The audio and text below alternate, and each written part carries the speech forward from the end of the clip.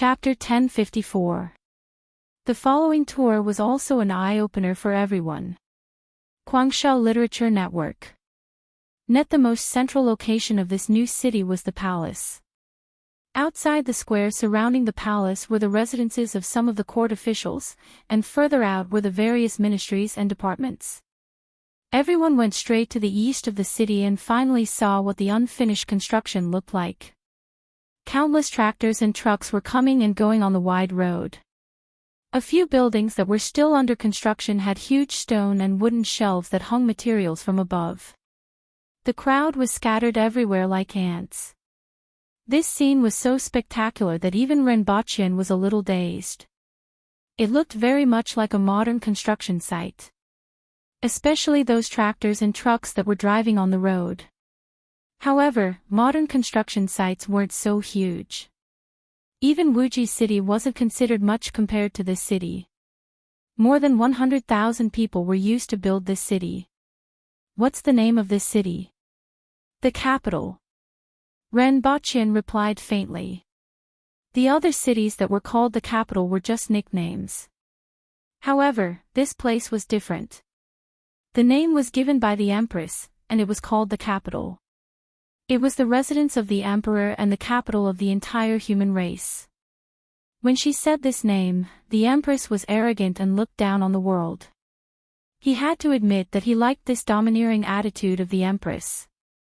Every time he saw her like this, his heart would jump a few times. It was only interesting to have sex with such a woman. Then, he would be carried out 7 days later. However, the name, the capital, was indeed domineering. Even the deans of the various academies were shocked.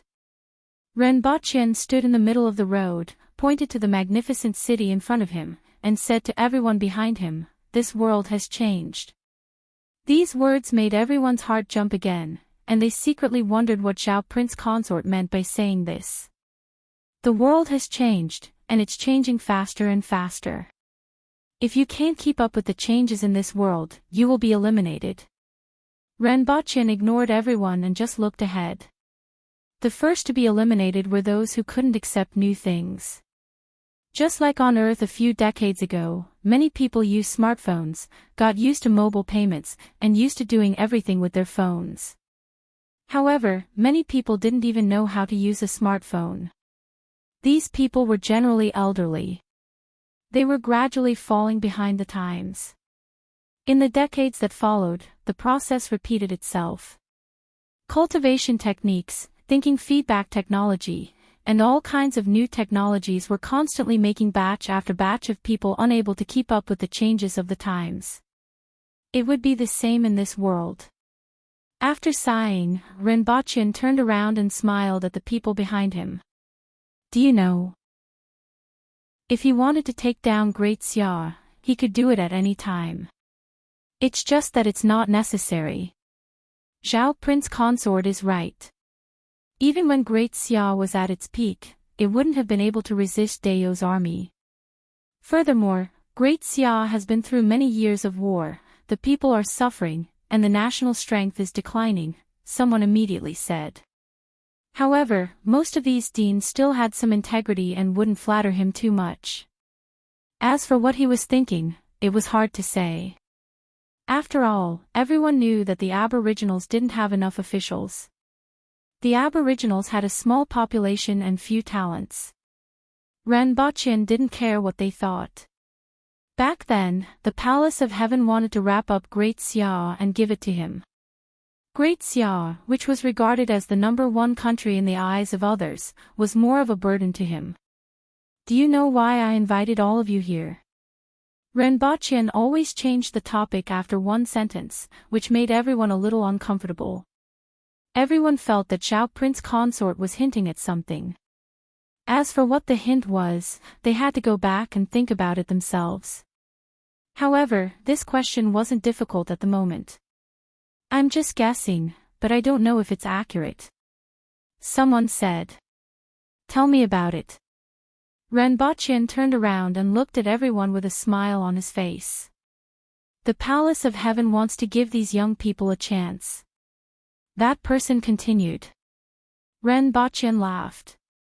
These words were indeed pleasing to the ear. That's right. Give them a chance, and give you a chance too. Everyone was slightly stunned. Giving those students a chance was something that everyone understood. However, what did it mean to give them a chance? When you go back, add a literacy course to all of your academies. You will pass down Dayo's simplified Chinese. In the future, most of the books will be written in simplified Chinese. If you can't read and understand books, I'm afraid that it won't be long before you are eliminated from this world. Ranbaqian's words made everyone silent. One had to know that the written language wasn't just a carrier for recording, carrying knowledge, and exchanging ideas. It was also the historical heritage of a nation. Did Zhao Prince Consort actually mean that he wanted to change the written language? Your Highness, you can't do that. Even if the dean didn't want to say anything, he had to stop him at this time. Why not? Ranbaqian narrowed his eyes, looked at everyone, and said without waiting for them to speak, "Is there a need for two languages in a country? Unifying the written language and weights is something that must be done." His tone was stern and didn't allow anyone to refuse. In the future, simplified Chinese will be the official language. Newspapers will be in simplified Chinese, and all kinds of official documents will be in simplified Chinese. All kinds of books will also be in simplified Chinese. Physics, chemistry, mathematics, politics, economics, law, manufacturing, agriculture, and everything else will be in simplified Chinese if they don't understand it. What's the difference between the students you teach and the commoners who haven't gone to school? Ranbaqian's words made everyone's faces turn pale. Then, he softened his tone and said, "If you are willing to keep the original written language, that's fine. However, simplified Chinese is more conducive to learning and dissemination, so it must be implemented." After that, Ranbaqian didn't say anything else and let everyone think for themselves about what was important. After thinking for a while, he added, "In the future, the national exam will also be in simplified Chinese." Everyone was in a mess, but they still perked up after hearing this. Zhao Prince Consort mentioned the national exam. Could it be that he was going to hold the national exam? The Yun nation had been gone for 6.5 years. During these 6.5 years, the students of the academy didn't have any way to advance and could only work for the Chamber of Commerce or be an advisor to some officials. However, it would be different if the national exam was held. They could enter the imperial court and become officials. In about 2 or 3 years, the national exam will be held again. After that, the imperial court will issue a document. Furthermore, it's not limited to men or women.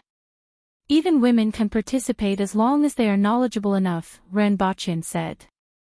The last sentence was specially said to the dean of Jitai Academy. As for Jitai Academy, he was still rather optimistic about it. After returning to Lan City that day, many students heard the news that the national exam was about to be held again and were very excited. In any case, as long as the national exam was held, they would have a chance. Otherwise, no matter how knowledgeable they were, they wouldn't be able to advance. In particular, the many women of Jitai Academy were excited when they heard the news. Other than in the palace, there were no precedents of female officials in the Yun nation. Even if they were successful in their studies, they would only be able to manage their family's business after they got married. However, Zhao Prince Consort's words gave them hope.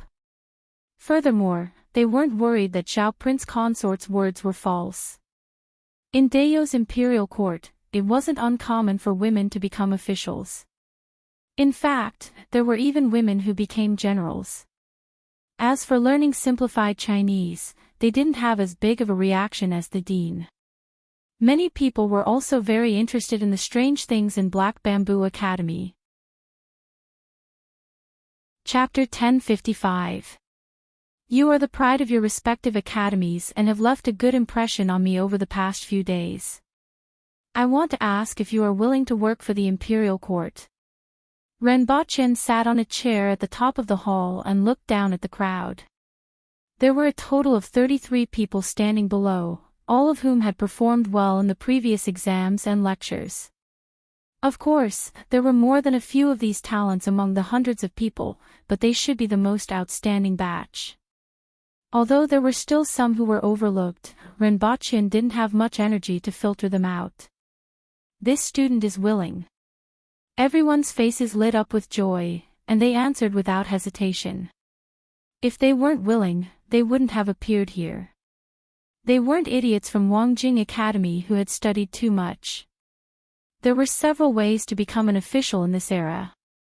The first way was to take part in the major examination, which hadn't been held for 6.5 years. Although Zhao Prince Consort said that there would be a major examination, there were still 2 to 3 years left. Moreover, the major examination didn't mean that there wouldn't be any talents. Therefore, there were 2 other ways, recommendation and guidance. Recommendation was from the bottom up. Of course, this method also required a certain level of authority, at least officials or celebrities. Guidance was from the top down. However, during this period, there was no way to pass the major examination and no way to recommend.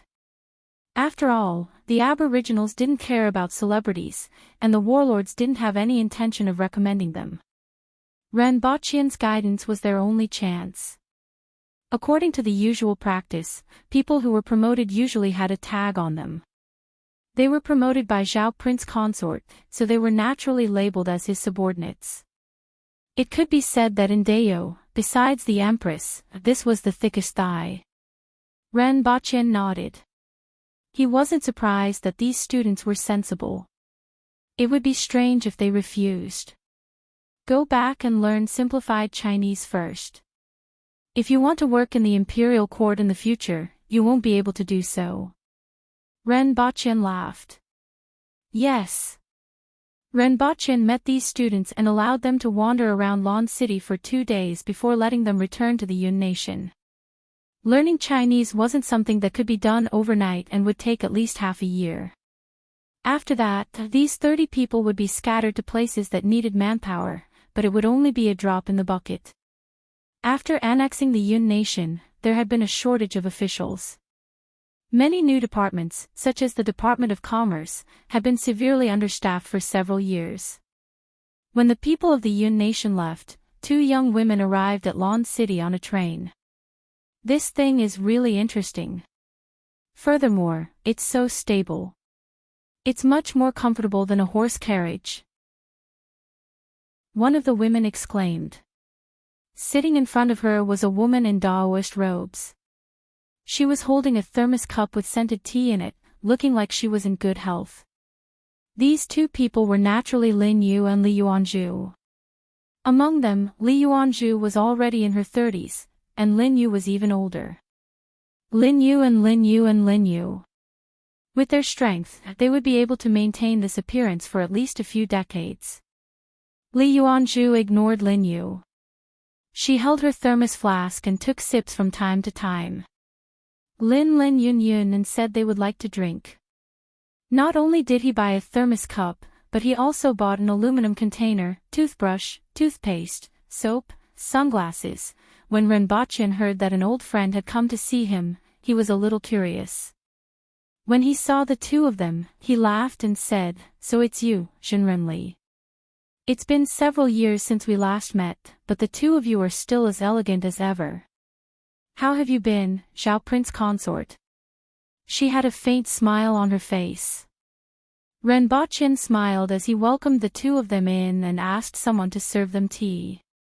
Then, he asked about the purpose of her visit and said, "Zhenrenli has been busy with Great Xiao's society recently. I often hear about your elegant demeanor, but I haven't had the chance to meet you. How did you find the time to meet an old friend?" "I came here to meet an old friend and to hear your Highness's opinion on the painting screen Sword House, the Pillheart sect, the Guiyuanfang boat, and the other sections." Li Yuanzhu didn't beat around the bush and went straight to the point. He already knew about the screen painting tower, the Pillheart sect, and the other sects, as well as the group of experts. Adding all these people together, there were more than 20 people on the ranking list. There were also disciples from several sects, adding up to a few thousand people. Now, they were the second strongest force after the Return Home organization. Currently, there were no neutral experts in the Jianghu of Great Xia. They had either joined the Go Home organization or formed an alliance with sects like the Painted Screen Sword Tower. Jinrenli and the other experts have already become the general trend. They are just like mantises trying to stop a chariot. Ren Baqian said faintly. Li Yuanzhu put down the tea and said softly, with so many people, there will definitely be casualties if we fight. Even if we destroy the Painting Screen Sword Tower, the casualties will be irreversible. Besides, if these people can join the organization, they will also be new blood. Jinren is thinking about them, but they might not be thinking about you. Ren Baqian laughed. When he saw Li Yuanzhu previously, he had already guessed her intentions. Now, it seemed that it was just as he had guessed. They are the foundation of the human race. Li Yuanzhu said. There are hundreds of millions of people in the human race, and there will always be geniuses. Back then, Su Wuming killed a large number of experts, but experts like Jinrenli, Zi Xiao, Lin Dong, and Ting Yu appeared. The human race doesn't lack geniuses, but geniuses lack opportunities. Ren Baqian's words hit the nail on the head. The human race lacked geniuses.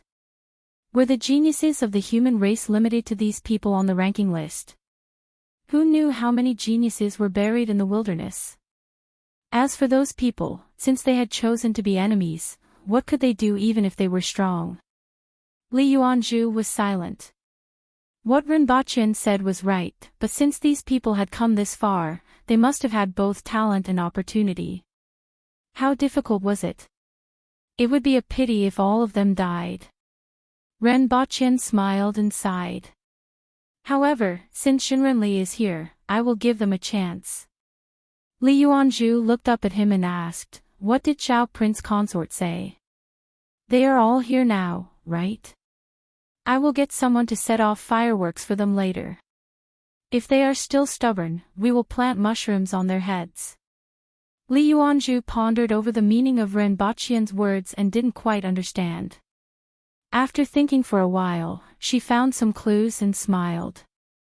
That's good too. In any case, she had fought for a chance for them. In addition, I am also very interested in the current princess. I have never heard of someone who was an earth will expert at birth. That's easy. Lu Hua's talent had not only spread throughout Dayou but also reached the ears of many experts in Great Xia.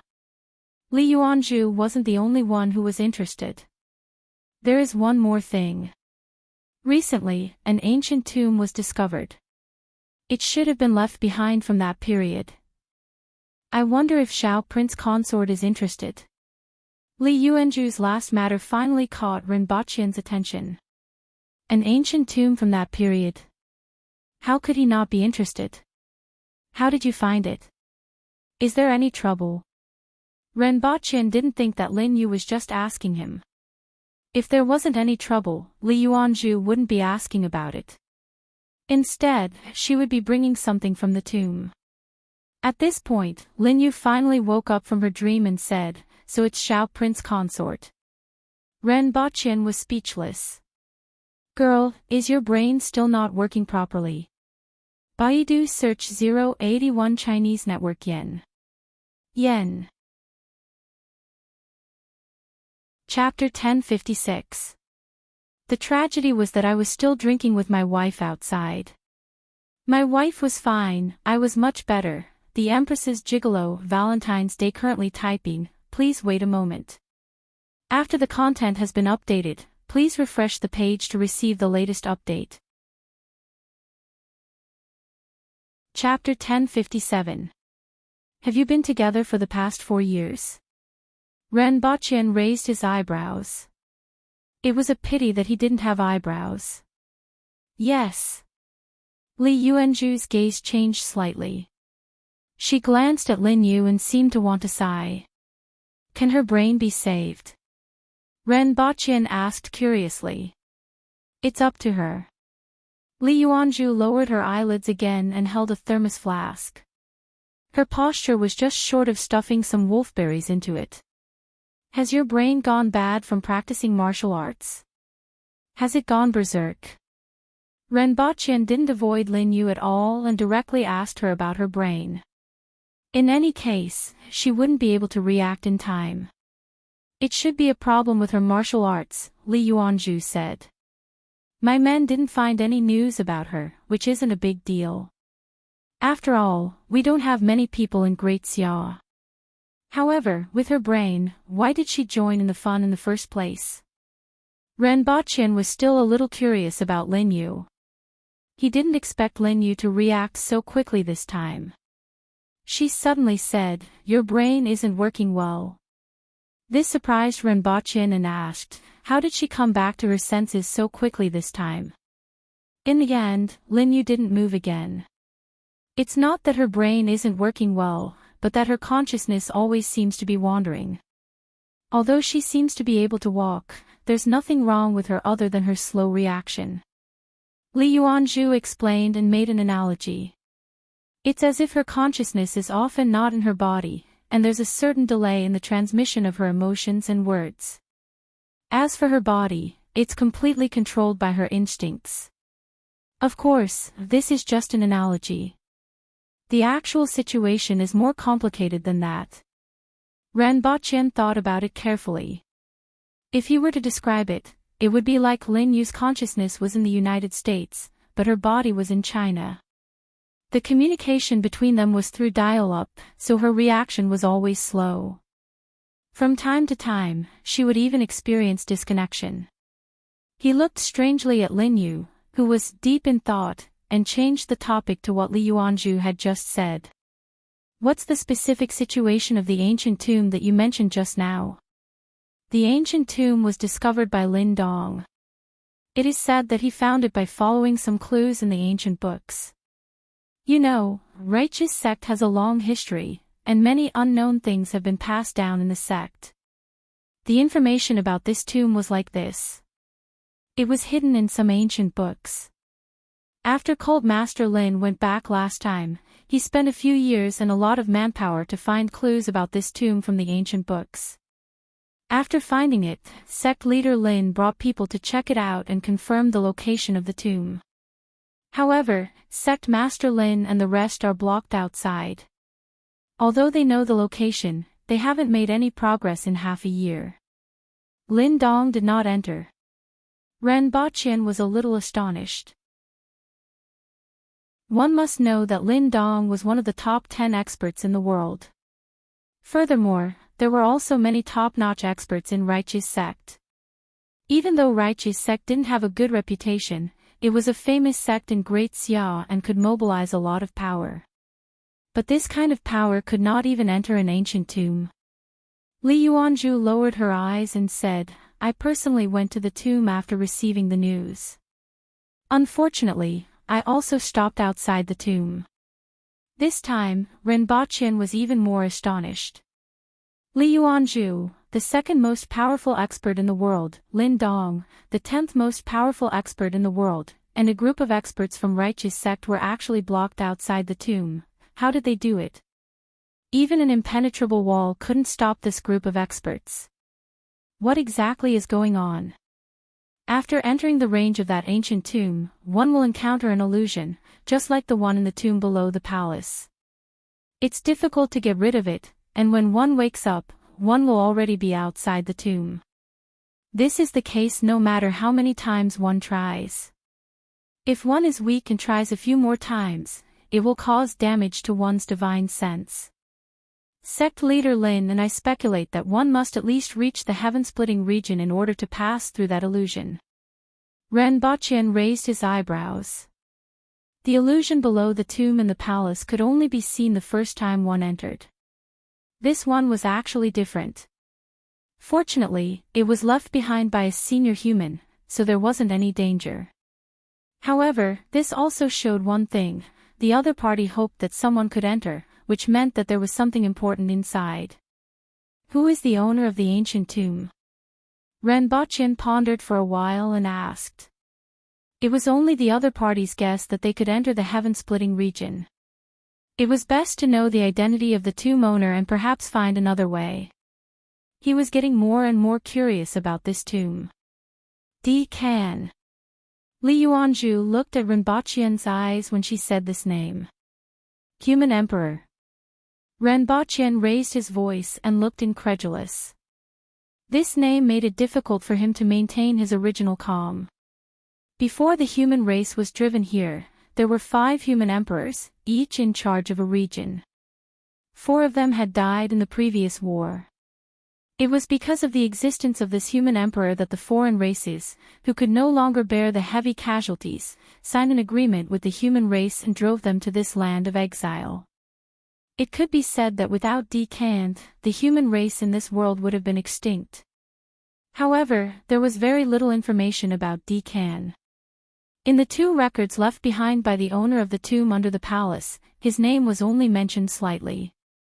He didn't expect to hear news about Can at this time. He didn't expect Lin Dong to actually find Can's tomb. If Lin Dong's information is correct, it should be this human emperor. The outermost defense of the tomb is so powerful, so it's very likely that it's him. Li Yuanzhu nodded. Rinpoche couldn't sit still anymore. He stood up and walked around a few times before looking up and asking, "Do you know what's inside the tomb?" "I don't know." Li Yuanzhu shook her head slightly. Regardless of whether he knew or not, the tomb left behind by the human emperor had to be explored. No matter what was inside, it would be a huge gain. Rinpoche naturally understood this. After walking around a few times, he said, "Zhenren and Lin Yuan must be tired. Take a rest first.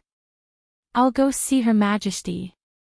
Li Yuanzhu got up and left after telling him the news she brought. Rinpoche arranged for her and Lin Yu to rest before hurrying to see the Empress. Li Yuanzhu's target wasn't the Empress, who was only about as strong as her. Her target was Li Fu. Although he hadn't admitted it, everyone thought that he had broken through to the spirit world level and reached the heaven and earth level. Among the human race, he was the only one who had the opportunity to pass through the barrier formed by the illusion. This was probably the purpose of the human emperor setting up this barrier. If someone who was too weak obtained the things and information in the tomb, it would be harmful to the human race. Only those who had reached the lowest level of strength that he recognized could enter the tomb. The Empress was in a side palace hall. All the items in the side palace hall had been moved to the side of the wall. On the ground, rows of wooden rectangular dominoes were arranged densely. The Empress was looking at Qing Yuan and Hong Yuan carefully placing the dominoes at the edge. The 3 of them were playing dominoes. The dominoes were made up of red and white. After they were pushed over, they would form a red background with the word Empress written in white. Rinpoche knew this very well because he was the one who drew the blueprint of the dominoes. When he arrived, Qing Yuan and Hong Yuan were squatting on the ground with dominoes in their hands. They were carefully visiting the tomb with sweat dripping down their foreheads. If they accidentally touched one or the dominoes they placed fell over, all their previous efforts would be in vain. Rinpoche slowed down and tried not to disturb them. He walked to the Empress's side, gently massaged her shoulders, and softly said, "Li Yuanzhu is here." The Empress raised her eyebrows and asked in a cold voice, "What is she doing here?" She still hadn't let go of the fact that Rinpoche had been arrested. Moreover, why did she come to see you instead of me? Set a small goal first, such as 1 second. Chapter 1058. I'm afraid that Your Majesty doesn't want to see her. Rinpoche pinched the Empress's shoulders. Although the strength of his hands didn't affect the Empress much, she still enjoyed their time together. The Empress snorted. She naturally wouldn't think too much about it. If it were someone else, regardless of whether there was hatred or not, given their status, they would have come to see her directly. However, Li Yuanzhu's actions were a little surprising. She went to look for Rinpoche and let him reconcile the resentment she had for her. She was obviously the second most powerful expert in the world, but she put on a low front. This was something that others couldn't do. After all, she was one of the top figures in the world and had a high status even in the martial arts world. Even the imperial court of Great Xia didn't dare to slight her. Speaking of which, I find it a little strange. In Great Xia, the most active person was Blood Sea Demon. However, with the fall of the Tianmen sect, Blood Sea Demon wasn't that interested, even though he was still a relatively active expert. In the past 2 years, Zhenrenli has been the one who has contributed the most. Rinpoche said softly. Experts like these all had their own status. Even in the face of such a major event involving the entire human race, it was reasonable to say that the most responsible experts should be the most active. In the end, Li Yuanzhu, who was indifferent and otherworldly, contributed the most. Even Rinpoche was surprised. It didn't match her image all along. She didn't seek fame or profit, and she had the attitude of, I'm a brick in the revolution and I'll move wherever needed. Rinpoche even wanted to award her a model worker or a red banner bearer. Rinpoche chatted with the Empress for a while before telling her the purpose of her visit. The Emperor's tomb. The Empress's expression turned solemn when she heard this term. Everyone understood the meaning and importance of these words. Even the Empress didn't care about Rinpoche's arrest anymore. We have to go in and retrieve the things inside, the Empress said as she pressed on Rinpoche's hand. If there were things left behind by Ken in the tomb, it would be of great significance to the current human race. That's for sure. Rinpoche naturally knew that the things had to be retrieved, and he even wanted to go there himself. After all, the things in Ken's tomb were too important. However, thinking about the matters at hand made him a little troubled. He had too many things on hand, and he couldn't let them go. Although being at the top of a country was the same as being at the top of a company, he couldn't have everything in his hands. However, there were too few aboriginals who could shoulder the burden. If it was a fight, a bunch of burly men would jump out and shout, I want to fight 10 of you. However, in other aspects, they were far too lacking. I'll go personally. The Empress spoke first while he was still mulling over the arrangements at hand. This matter was worthy of her making a personal trip. Rinpoche thought about it carefully and said, the tomb won't run away even if it's there.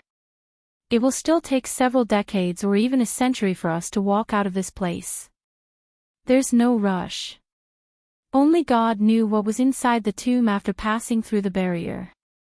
Although it seemed that the arrangement of the human sovereign would not cause much harm to the intruders, it was hard to say after passing through the barrier. Only he could use technological items according to the situation at the scene.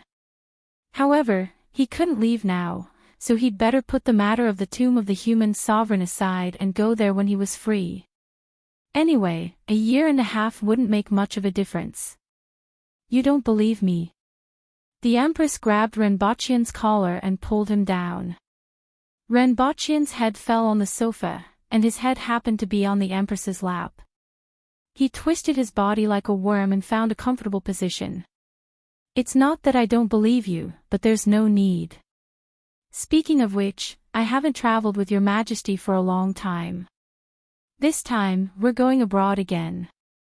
Wouldn't it be better for the two of us to travel together? Rinpoche said while enjoying the Empress's lap pillow. After hearing what Rinpoche said, the Empress was obviously tempted. If everything could be arranged properly, it wouldn't be a bad idea for the two of them to go sightseeing along the way. Although the tomb of the human sovereign was very important, as he said, it couldn't run away. The Empress thought for a while and said, we still have to bring Yu Qing along. It would be hard to rest along the way if they brought her along. However, if they left her behind, she would turn the palace upside down. At the mention of Lu Hua, Rinpoche frowned a little. She could never calm down, and he even suspected that she had ADHD. After some discussion, the two of them decided on this matter. Renbochin would first busy himself with the matters at hand and find time to go to Great Xia after a few months. Let her come to the banquet tonight, the Empress said lazily. Although he still didn't like Li Yuanzhu, with her status, he had to treat her to a banquet. In addition to Li Yuanzhu, Lin Yu, and Li Fu were also at the banquet. After Renbochin told him about the tomb of the human sovereign, Li Fu couldn't sit still and was even more anxious than Renbochin and the Empress.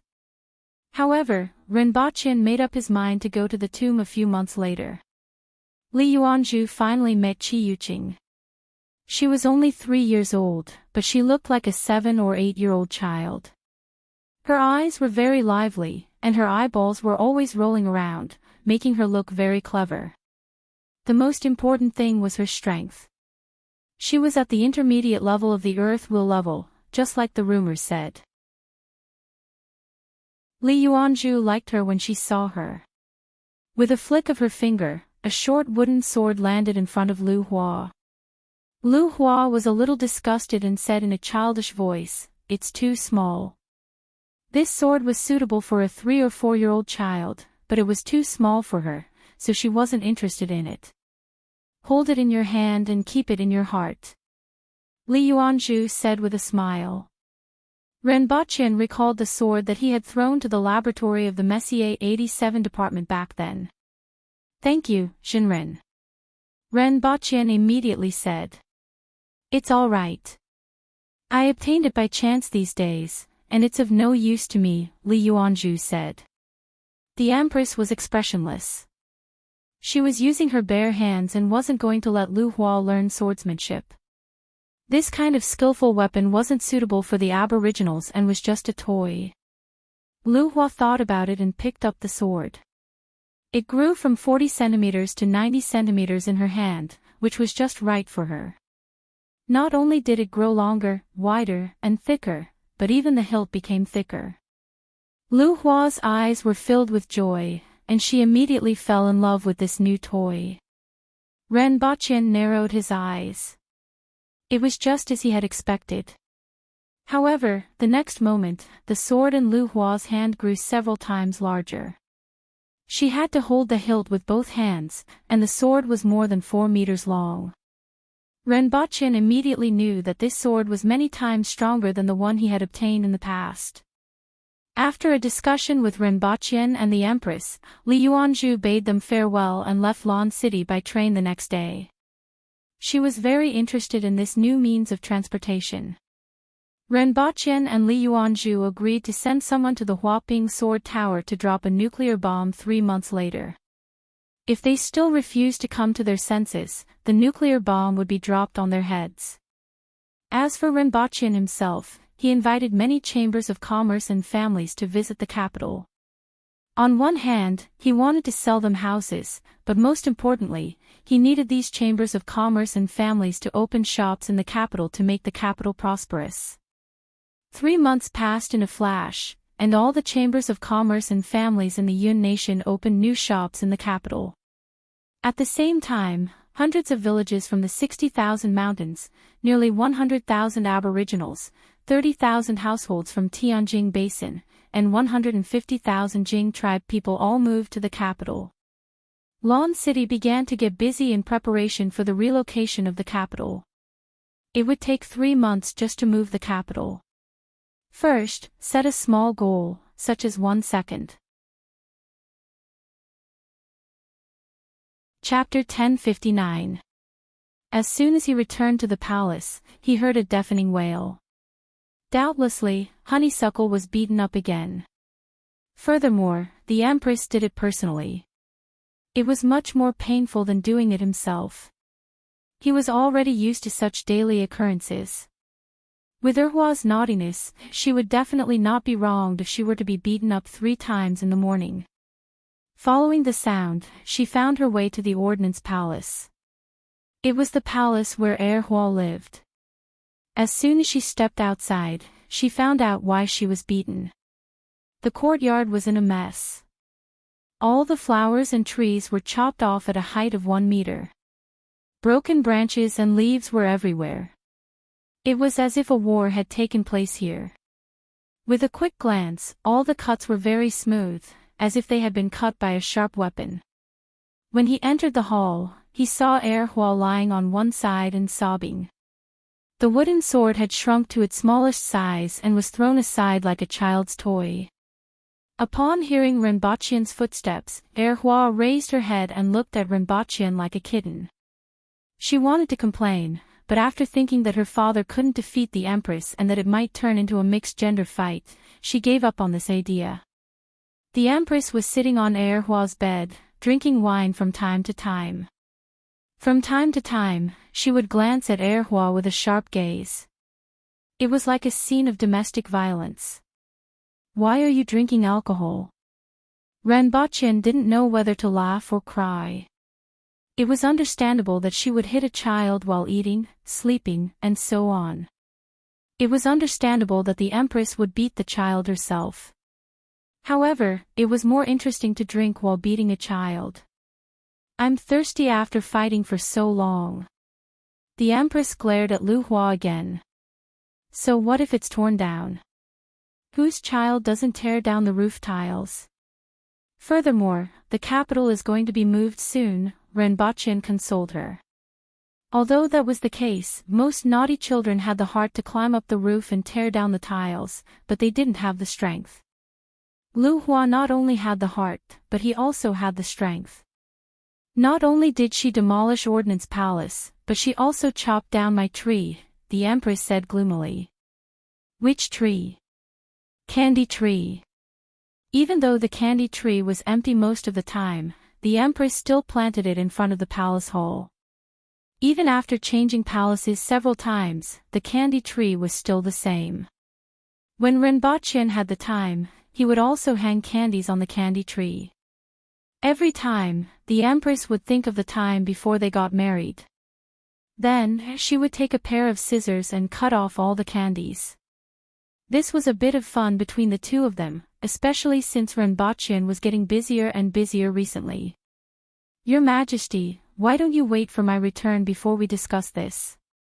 Renbachian felt a little regretful. "Why would I wait for you to come back?" The Empress rolled her eyes. "Let's beat her together. Now that you're done, I can't do it." Immediately, Erhua stopped crying. She raised her head and looked at Renbachian with grief and indignation. "Are you two biological parents? I want to leave home. I want to leave home. Never to see father and mother Empress again. The outside world is so big, I want to see it too. I'll come back when you know you're wrong." Erhua rolled his eyes and made up his mind to run away from home. He was thinking about what he should do. Although he was only a 3-year-old child, he was usually more mischievous than a naughty child and lacked common sense, but his mind was still quite full of ideas. Naturally, the two of them didn't know what she was planning. Seeing her eyes rolling, they knew what she was planning. "After the capital is moved, let her attend cultural classes," Renbachian said to the Empress. The kindergarten on Earth had already been set up, but he had too many things to do recently. He decided to send her there only after the capital was moved. At the same time, the palace would arrange for teachers to teach her. After that, there would be a kindergarten for the children of the court officials. Renbachian planned to let her attend 3 classes. 14 days of school in a week. It was too cruel for a 3-year-old child. It was better to let her attend 13 days of school. The Empress also felt that it was time for her to learn something, so she nodded in agreement. Afterward, the two of them discussed the relocation of the capital as they walked. Many things had already begun to be prepared. For example, the Aboriginals and the 100,000 Jing tribe people who had moved out of the 60,000 mountains were gradually moving to the capital. After the two of them left, Erhua got up quickly. There were no longer any tears in her eyes, but they were still a little red. Over the past few years, 2 flowers had not mastered anything else, but the ability to cry at the drop of a hat. Where should I run away from home? I definitely can't do it in this city. If I'm discovered, they will inform father and mother Empress. Those people aren't reliable at all. Hua thought to herself. Although she was only 3 years old, she wasn't stupid. Her intelligence was at least equivalent to that of a 7 or 8-year-old child. It was just that she was inexperienced and didn't understand many things. However, with her pitiful little experience, she quickly found a feasible way. The steam train. As long as she sat on it, she would be able to run very far away. Furthermore, she still remembered the way.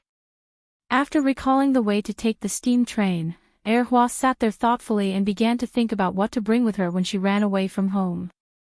Those air-dried rats and birds, as well as sweets and honey. Hua's mind was filled with food. As for money, she still didn't have any concept of it. In any case, others would treat her to meals and drinks. After knowing where to go and what to bring, she had to consider when to leave and how to knock Hua out. From the perspective of a 3-year-old or even a 7 or 8-year-old child, Hua was already very thorough. Although she was beaten up every day, who asked her to be so mischievous? Most of the time, she simply didn't care if she would be beaten up for what she was about to do. After making up her mind, Hua prepared a small bag for the next 2 days. In fact, it was the stomach of a type of strange beast. When it was shrunk, it could be placed in one sleeve and could expand very much after storing things. When Hua wasn't paying attention, Hua stuffed the bag with her snacks and sweets and then tied it up and hid it. On the 3rd night, Honeysuckle smashed a metal vase on the back of Hua's head when she wasn't paying attention. The vase was dented, and Hua fainted. She didn't expect to fall into Honeysuckle's trap again and be defeated by Honeysuckle. Then, Hua hung her wooden sword on her waist, carried the bag, and sneaked out of the palace. After being in the palace for so long, she was already very clear about the routes and timings of the Imperial Guards. As long as she had the intention, it wasn't difficult at all. After sneaking out of the palace, Hua was immediately in a good mood and felt that she could fly freely in the vast sky. The next step was to take a train. This wasn't too difficult for her. With her skills, she could even sneak out of the palace, so sneaking out of Lawn City was even easier. After finding the right direction, she left the city and followed the cement road to find the train station. Then, she found a train and sneaked onto it. Nowadays, there weren't many trains from Lawn City to the Yun Nation. There were only 6 trains a day, 1 in the morning, 1 in the afternoon, and 1 in the evening. This train happened to leave the next morning. In the morning, someone discovered that Hua had been knocked out and that the little princess had disappeared.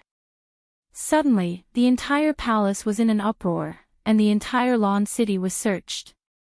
At this time, no one expected that Hua had already boarded a train to the Yun Nation. First, set a small target, such as 1 second. Remember, bookseller's residence. Chapter 1060. I won't explain any further. Tonight, the updates will resume as per normal. 2 chapters as a foundation, 3 chapters later. The pretty boy of the Empress's family will resume updating tonight. Currently typing, please wait a moment. After the content has been updated, please refresh the page to receive the latest update. Chapter 1061. Lawn City, the Palace. Ranbachian's face was very ugly. He thought that Hua had gone out to play again. This wasn't the first time this had happened, so he wasn't too worried. Even after Hua woke up and found out that she had been knocked out in the middle of the night, he still felt the same. However, after searching Lawn City for 4 hours without finding any trace of Hua, his face began to turn ugly. Not only were the palace guards mobilized, but the Public Order Bureau and the Department of Inspection were also mobilized. Under such circumstances, Hua was nowhere to be found after 4 hours, which could only mean one thing: she was no longer in Lawn City. He glanced at Zhu Hua, who still looked like a retard. That metal vase weighed 30 to 40 kilograms, and Hua Er didn't know how to control her strength and almost smashed her into an idiot. It seemed like someone else would have to look after Hua Er. Ren Baqian rubbed his forehead. The most important thing now was to find Hua Er. There were 3 gates in Lan City, but Hua Er definitely didn't leave through the city gates since the city walls couldn't stop her. Where would she go? The most likely place was where he had taken her. Mount Zhongsher's laboratory, the imperial capital, and the Yun nation. Given Hua Er's liking for fun, she was most likely heading east. Nowadays, there were 200 to 300 tractors and trucks heading from Lan City to the Yun nation every day.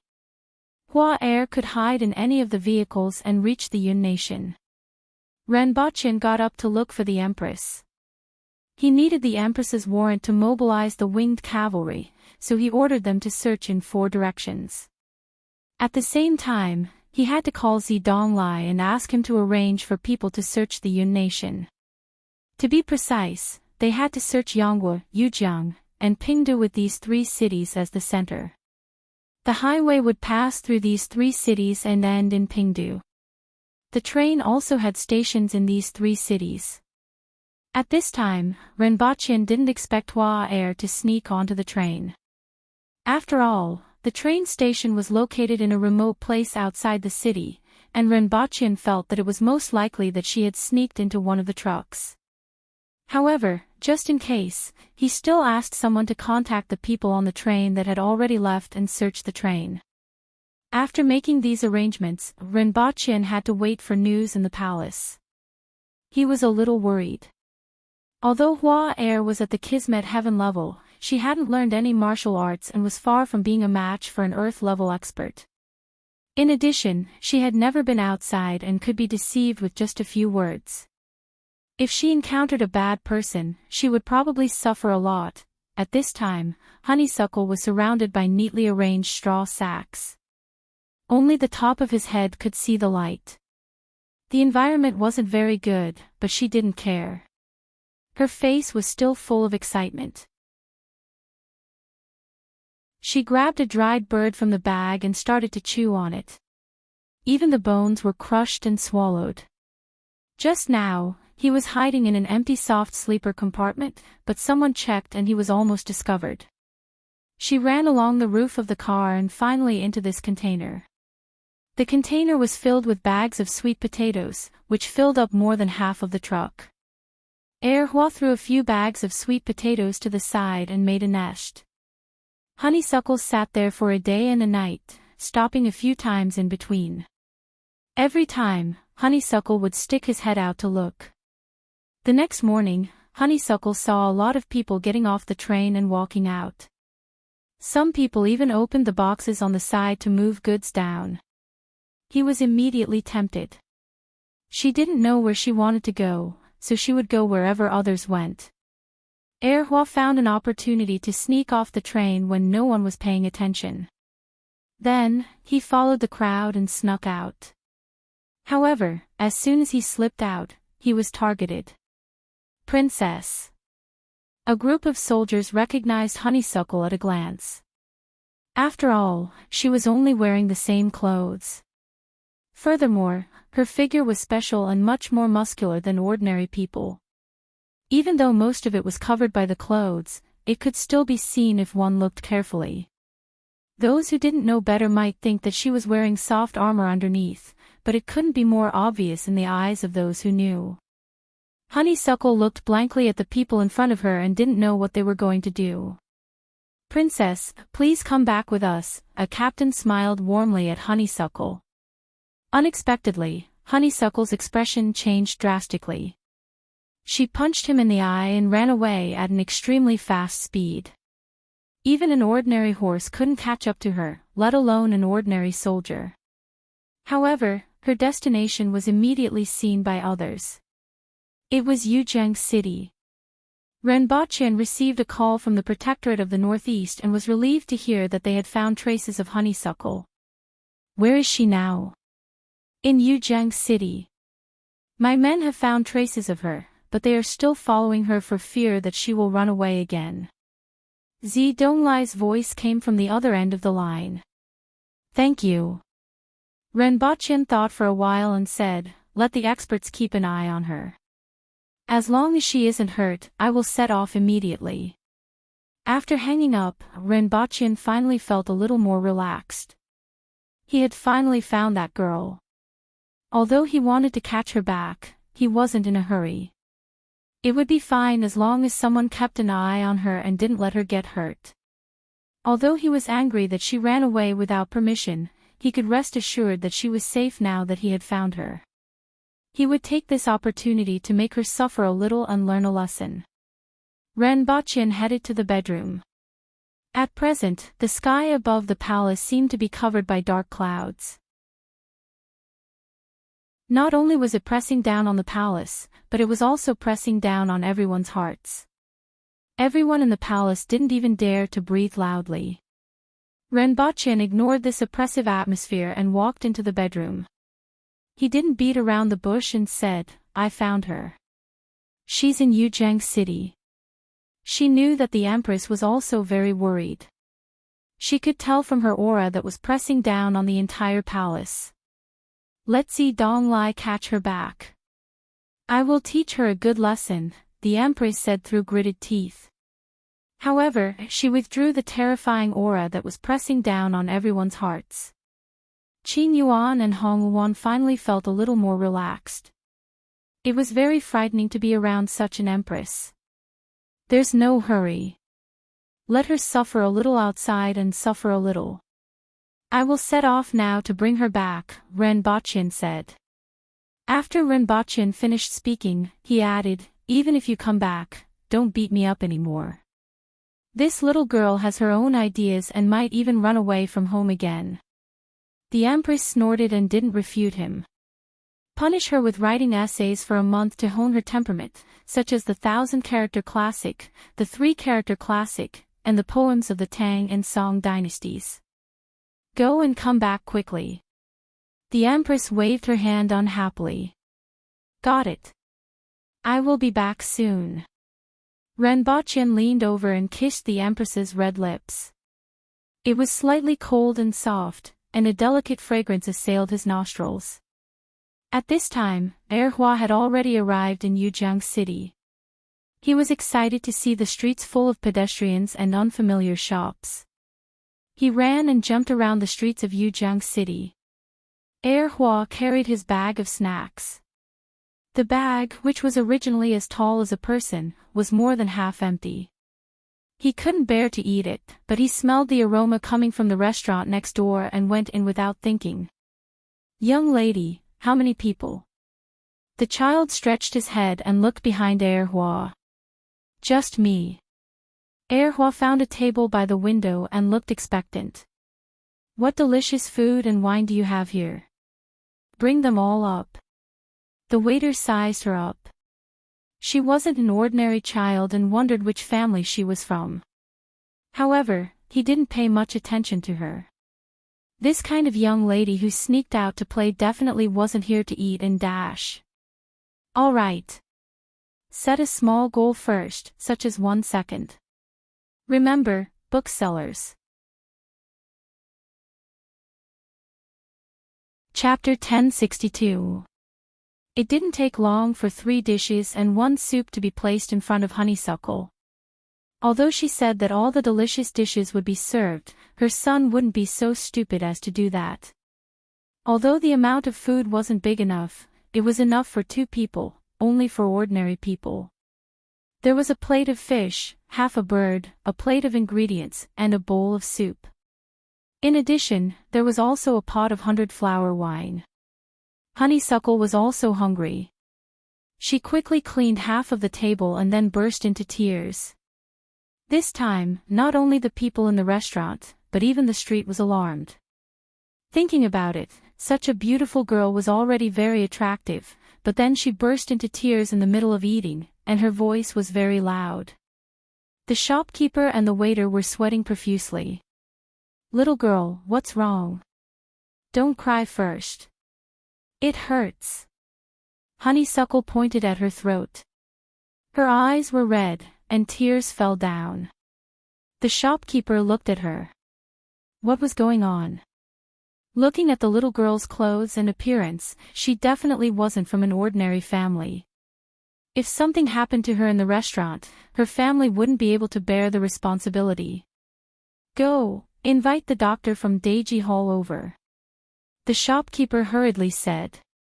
Daiji Hall was only 3 shops away from this restaurant, so it was very close. Everyone looked at the table as if it had been swept by a gust of wind. How many minutes had it been? Half of the table was empty. Looking at the remaining half of the fish and the little girl's appearance, someone tentatively said, "Little girl, did the fish bone pierce your throat?" Hearing this, many people felt that this was the case. They immediately laughed and said, "Little girl, you haven't eaten fish before." Yujiang City was close to Yujiang and was rich in yuhu fish, so there weren't many people who hadn't eaten fish before. Honeysuckle continued to cry. What was fish? She had never eaten fish before.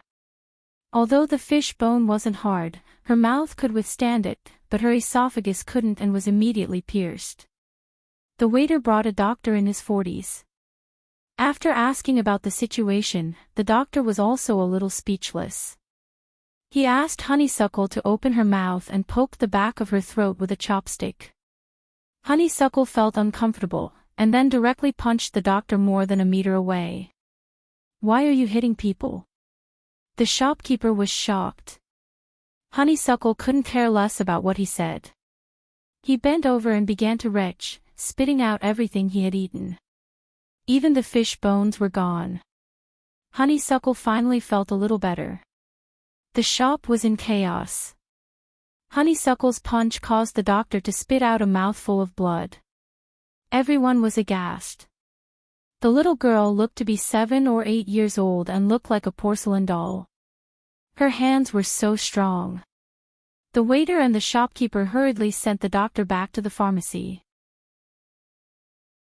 When the shopkeeper returned, he saw that Honeysuckle had already changed a table and was slamming the table at him. Bring out the good dishes and wine, I don't want the one just now. Honeysuckle felt bad that he had to spit out the food he had just eaten, but he was also scared of the fish. He did not forget to ask the shopkeeper to give him something to eat and drink. The shopkeeper's face darkened. Little girl, why are you hitting people? He even injured the doctor. In other words, you'll have to pay up. Honeysuckle was at a loss and felt wronged. He poked me with his chopsticks and made me uncomfortable. He's treating you. Didn't you get poked by the fish bone? He's helping you get the fish bone out. The shopkeeper looked at Honeysuckle carefully and realized that she did not seem to be pretending. She really did not seem to be very sensible. Looking at her age, it seemed that she had been spoiled since she was young and did not understand these things.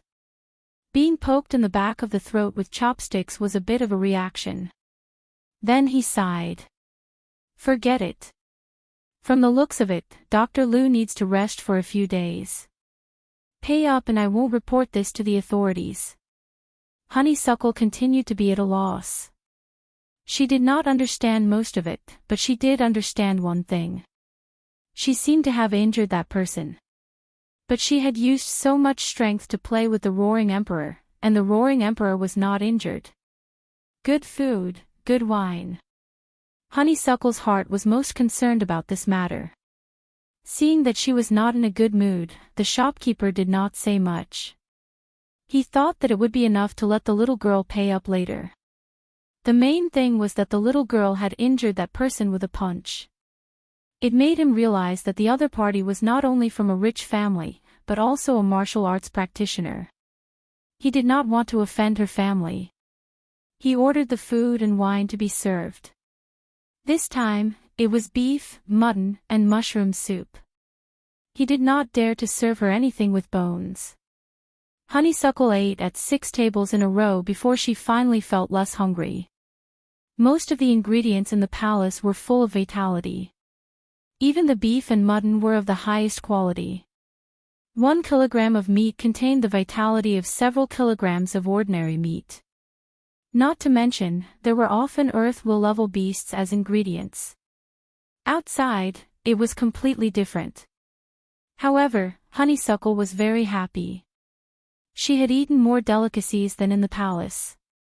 After eating, she sat there and drank jar after jar of wine. After a few jars of wine, the shopkeeper could not sit still anymore. He had been waiting for her family to look for her, but after waiting for the whole afternoon, he saw that she still wanted to drink. He came up and asked, "Little girl, when will your family come to pick you up?" Honeysuckle shook her head. She was most afraid of being found by her father and mother. "May I know which family this young lady is from?" Honeysuckle continued to shake her head. "Then where is your family?" Honeysuckle still shook her head. To put it simply, she did not know anything. The shopkeeper did not know whether she didn't know or didn't want to answer. He guessed that it was the latter. Seeing this, he gritted his teeth and said, "Little girl, you better pay for this meal and the money for injuring Dr. Liu. The medical fee for injuring Dr. Liu is 2 taels of silver. You ate 24 dishes and drank 5 jars of potpourri, which is 4 taels of silver. That's a total of 6 taels of silver." Honeysuckle stared at him with her eyes wide open. "What money?" The shopkeeper also stared at her. The two of them stared at each other. The shopkeeper had a bad idea and asked, "Little girl, do you have money?" Honeysuckle looked at him, then at the hall that was once again full of people. She asked loudly, "Who wants to buy me a drink?" The restaurant suddenly became quiet.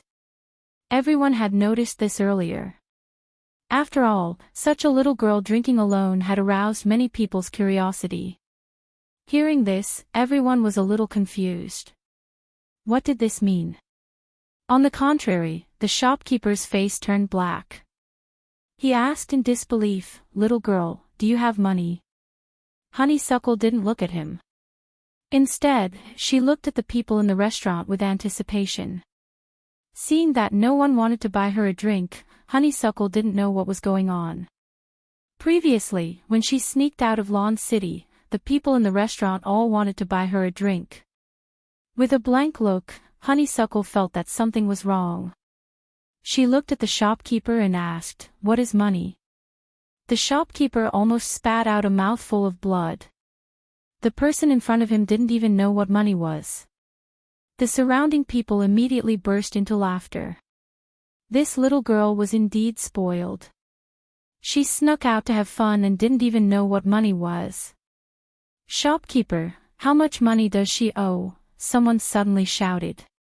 This person was kind-hearted. He thought that if the money wasn't much, he would pay for it. This little girl looked pretty and interesting. 4 taels of silver. The shopkeeper gestured with his hand.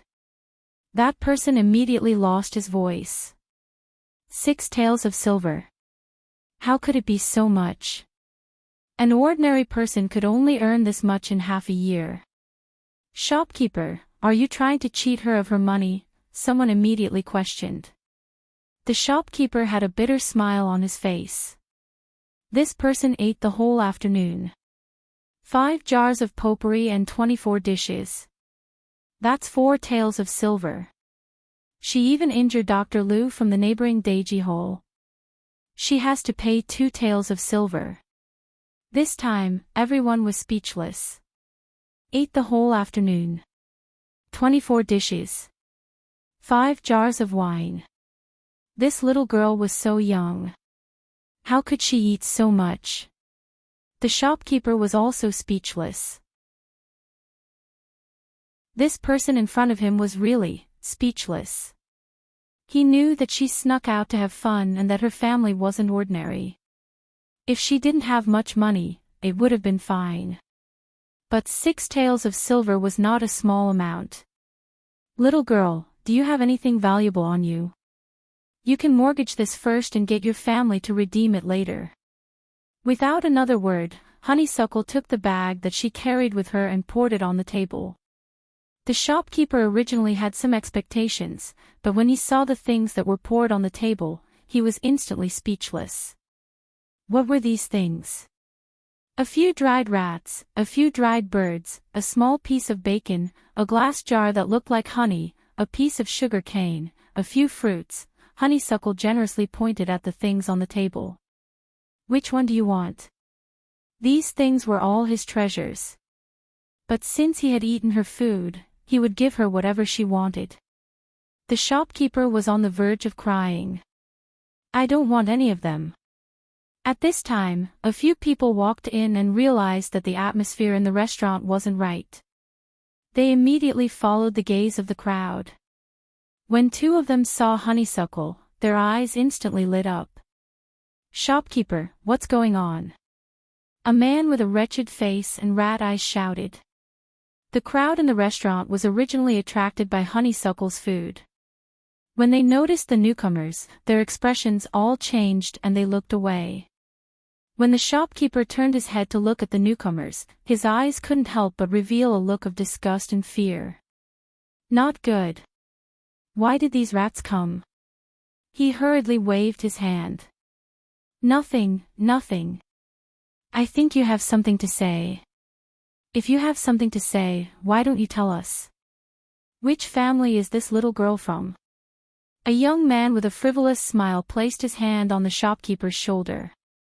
He looked at Honeysuckle as if he had seen a treasure. First, set a small goal. For example, remember, bookseller's residence.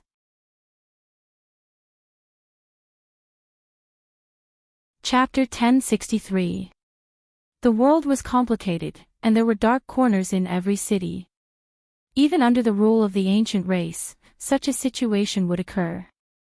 In fact, they might even be out of the sight of the ancient race.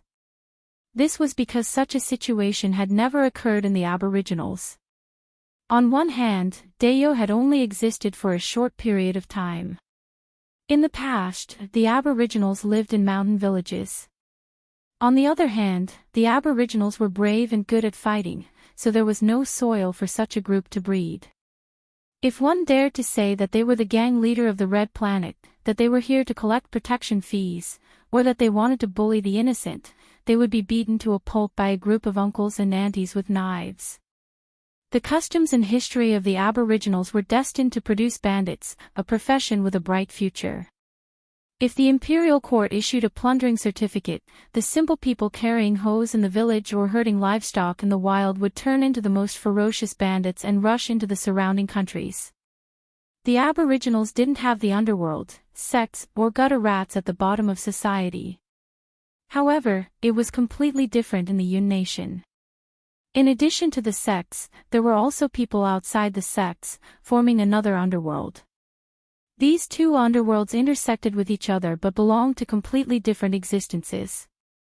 For example, the most powerful force in the vicinity of Yujiang City was the empty cicada house. In the eyes of the ordinary people, it was a huge force that was superior to them. In fact, it was considered an upper-middle sect in the Yun Nation. In Yujiang City, there were three other forces. They were the Snake Gang, the Boat Gang, and the Freedom Society. These three gangs were closely related to the ordinary people, but they were all different. Among them, the Snake Gang was mainly made up of snake catchers, the Boat Gang was made up of people who relied on the water for a living, and the Freedom Society was made up of gutter rats. They bullied the innocent, collected protection fees, stole chickens and dogs, and sold some innocent people to brothels. Almost all the despicable things in Yujiang City had something to do with the Freedom Society. The four people who came in were from the Freedom Society. The strongest among them hadn't reached the man-will level and was only slightly stronger than the ordinary people. Coupled with the background of the Freedom Society, it was enough for them to act like tyrants. The young man who patted the shopkeeper's shoulder was called Ping Dun. His nickname was Wild Dog, lecherous, and sinister. Shopkeeper, what's the matter? Tell us. This little girl is so pretty. Which family is she from? We can't bear to see you make things difficult for her. Wild Dog laughed. As soon as he entered the room, he saw Hua as if he had seen a treasure. It wasn't that he liked Hua, but the leader of the Freedom Society liked this girl very much. Every once in a while, someone would send one to him, but no one else had seen her. He didn't know if she was dead or something. However, there were rumors that he liked to eat children's hearts and brains. If such an exquisite girl was sent to him, he might even be able to advance further. If he couldn't, he could, he. If he could, then it, he. If he couldn't, he would, he world. If he, of, he, in of he, of him. Although this little girl seemed to be from a wealthy family, the Freedom Society was able to become one of the three major powers in Yujiang City. Naturally, they had their own strength. Their leader was an earth will expert. The ordinary, and, of, was. In, of thou. In of, by, even the, he. The shopkeeper had a conscience. He knew who the other party was and wanted to brush it off. However, Wild Dog's grip became stronger. His fingers seemed to be digging into the shopkeeper's shoulder. Wild Dog's expression became more and more dangerous. With an unbridled smile, he said, "We are kind, but the shopkeeper doesn't know how to appreciate our kindness." The shopkeeper broke out in a cold sweat. He had no choice but to tell Hua what had happened. After that, he felt sorry for Hua. Look at her attire. She's not from an ordinary family. An ordinary family can't give birth to such a child. Maybe the adults in the family will come looking for her, the shopkeeper added. I see. I'm a kind-hearted person. Let me help you. Wild Dog laughed and patted the shopkeeper's shoulder. Little girl, how should I address you? Did you sneak out or did you get separated from your family? It's not easy for the shopkeeper to deal with you eating and dashing. Do you want me to inform your family? Wild Dog was ready to ask about Hua's background and showed a kind smile. Hua didn't like the person in front of her. However, she also knew that she seemed to have done something wrong. She actually needed something called money to eat outside. Hence, when she heard the question, she subconsciously said, Hua. Wild Dog's smile became wider. This was not a name that a big family could give. Although the little girl was dressed well, from the name, even a squire wouldn't give his own child such a name. A nouveau riche who didn't study much.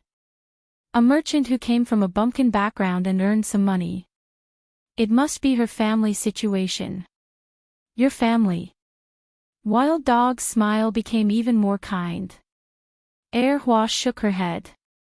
She wouldn't let her father and mother know that she was here. Wild Dog immediately imagined the scene of her and her father, who came from a bumpkin background, coming to Yujiang City and getting separated. These are brought by you. Wild Dog flipped through the things that Hua poured on the table. His smile became brighter.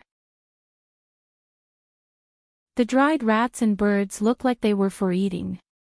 Any family with a bit of status wouldn't let their children touch these things, let alone a girl. Let us accompany you to find your family, okay? As soon as Wild Dog said this, the surrounding people who had lowered their heads since they came in immediately showed a look of pity and worry. Brother, I think her family will be here soon. The shopkeeper had only said one sentence when he was slapped in the face. Shopkeeper, do you not want to keep this shop open, or do you not want to live? A fierce-looking young man whispered in his ear. Immediately, the shopkeeper was so scared that he didn't dare to speak. Why did you hit him? Hua glared at the young man angrily. She had a good impression of this shopkeeper. You're just a little girl. How can you have money on you? The shopkeeper is asking you for money. This is something you did wrong. If you did something wrong, you have to be punished. Wild Dog laughed lightly. Hua immediately felt that the person in front of her wasn't bad. She still felt that something was wrong. She mumbled, but I ate. You need to pay for food, but this money should be paid by your family. Shall I bring you to find your family? Wild Dog said. Erhua shook her head. Then what should we do? You ate, but you don't have money to pay, and you're not willing to bring us to find your family. This is very difficult for me. Wild Dog was even happier in his heart, but his expression was very conflicted. Erhua naturally didn't know what to do. Not only do you not have money, but you also have nowhere to go now, right? Erhua nodded again. Wild Dog thought for a long time before saying, how about this, I'll be the middleman. You owe the shopkeeper money. You can pay when you find your family. Before that, I'll find a place for you to stay. Erhua shook her head. She didn't want to find her father and mother. Wild Dog was slightly surprised. Then, he changed his way of saying, how about this, I'll find you a job. I'll take care of your food and accommodation. You can return the money to the shopkeeper after you earn it. Erhua didn't know what he meant by finding a job, but she nodded her head forcefully. The shopkeeper's face showed that he couldn't bear it. The Freedom Society often forced girls into prostitution. In his opinion, this was what the other party was planning. Even if this little girl was young, she would become an extremely beautiful girl after a few years and could be sold for a good price. But he didn't dare to say it now. He only regretted it in his heart. If he knew this would happen, he would rather not have the 6 tails of silver. Then follow me. Wild Dog stood up with a smile and patted the shopkeeper's shoulder. He looked at him with a sinister gaze and said in an extremely happy voice, Shopkeeper, you don't have any objections to what I said, right? Erhua kept her snacks and said to the shopkeeper very seriously, I'll give you the money. When they left the restaurant, the shopkeeper seemed to have lost all his strength and sat there paralyzed. The others were also silent. Although this wasn't the first time they heard about this, seeing such a beautiful little girl fall into the hands of those rats made them feel suffocated. But what could they do? I'll report it to the authorities. Someone whispered. Immediately, someone pulled him back. If reporting to the authorities was useful, would the Freedom Society be so savage? You'll be the first to die. Everyone became even more silent. First set a small goal, such as 1 second. Remember, bookseller's house.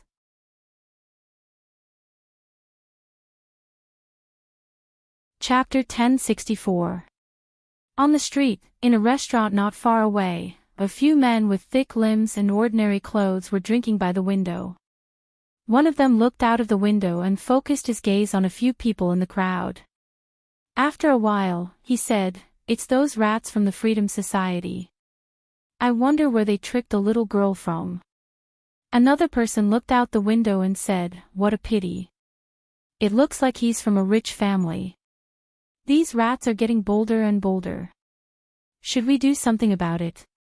These people were from the Snake Gang, and the one who spoke was a small leader of the Snake Gang.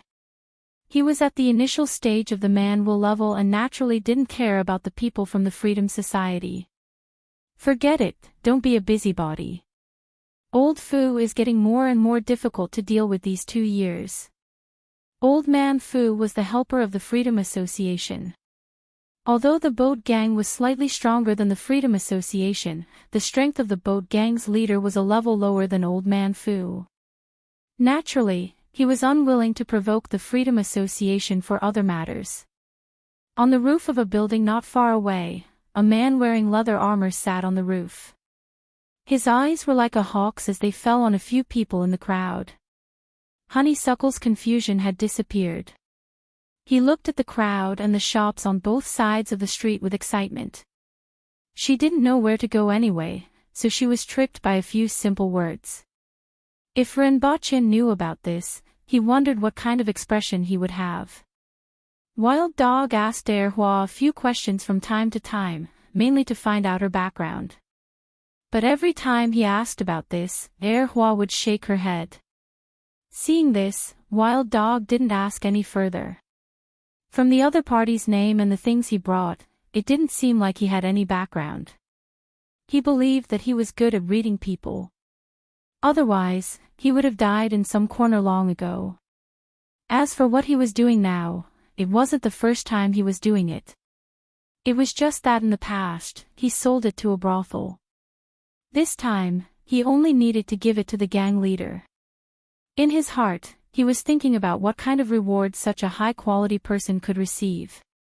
Would it be gold or some precious cultivation method? No matter what, he would be able to enter the gang leader's eyes. This last point was just as important as the previous rewards. He brought Honeysuckle to where the Freedom Society was located. It was a courtyard with 3 entrances and 3 exits in the east of Yujiang City. The surrounding area was where the Freedom Society was located. Wild Dog, who is this? The 2 guards at the door were surprised to see 2 Blossom. Even though Honeysuckle was beautiful, she was still young. Not everyone was a lolicon. Sect leader will probably want to see her. Wild Dog's words were not subtle, the 2 of them immediately understood. Bringing Erhua to a courtyard, Wild Dog smiled warmly at her. You can rest here first. Then, she gave a look to the left and right, asking them to look at her.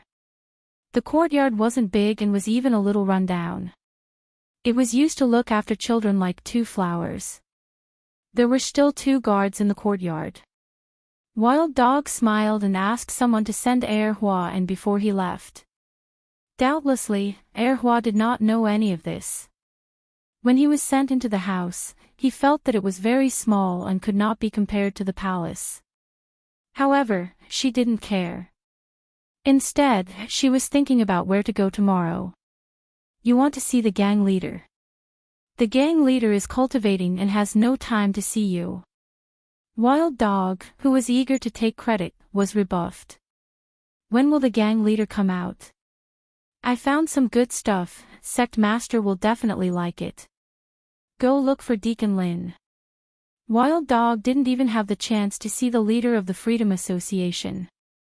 Although he could flaunt his prowess in front of ordinary people, he was only at the middle and lower levels of the easygoing society. At most, he was a small leader with only a few people under his command. Therefore, he took it for granted. If it wasn't for the good stuff, he wouldn't have been able to see Deacon Lin whenever he wanted to. After a while, he met with Deacon Lin and only received a sentence, "Let's talk tomorrow." Not long after, Erhua heard a faint sobbing sound that seemed to be nearby. Curious and excited, she couldn't fall asleep, so she pushed the door open and went out. There was no one in the courtyard who sent her here. Instead, there were 2 men in black. When they saw her push the door open, their faces immediately turned cold. Who allowed you to come out? Get lost.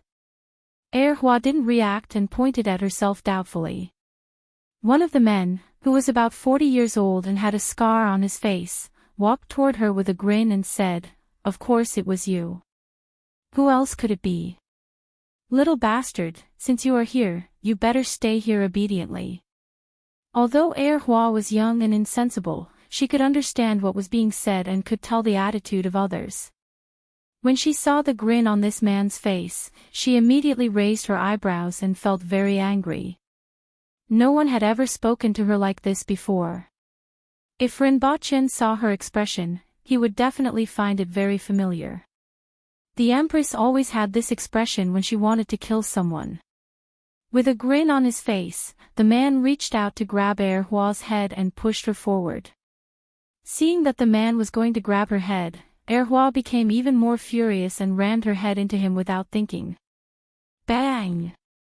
The man flew backward and spat out a mouthful of blood in midair. The other man was shocked.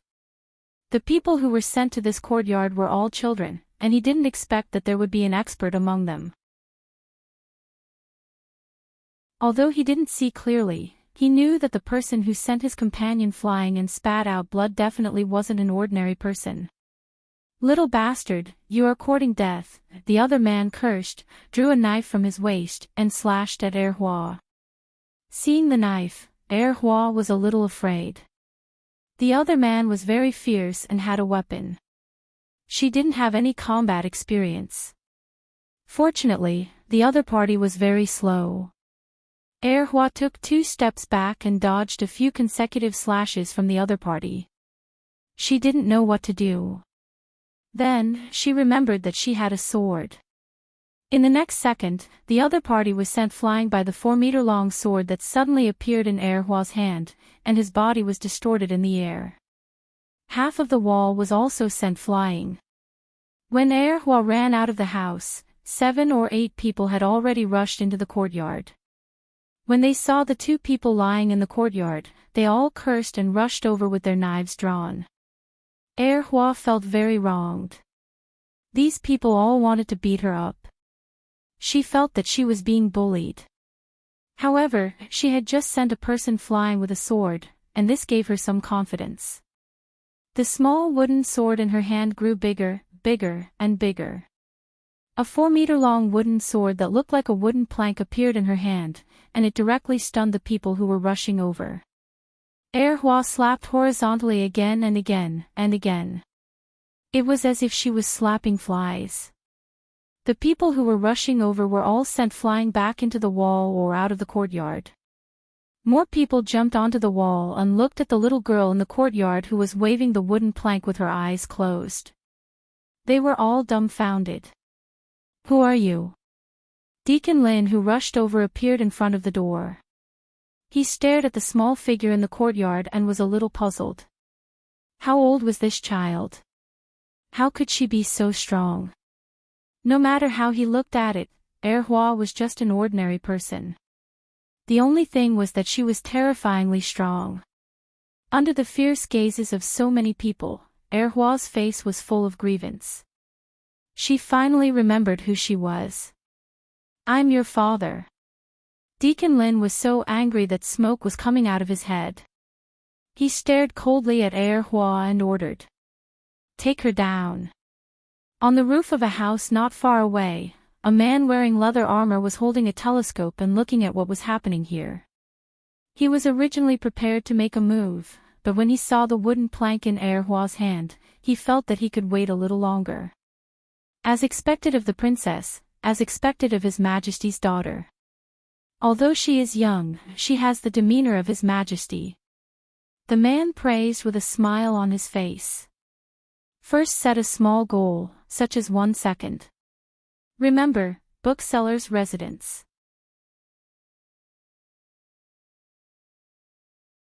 Chapter 1065.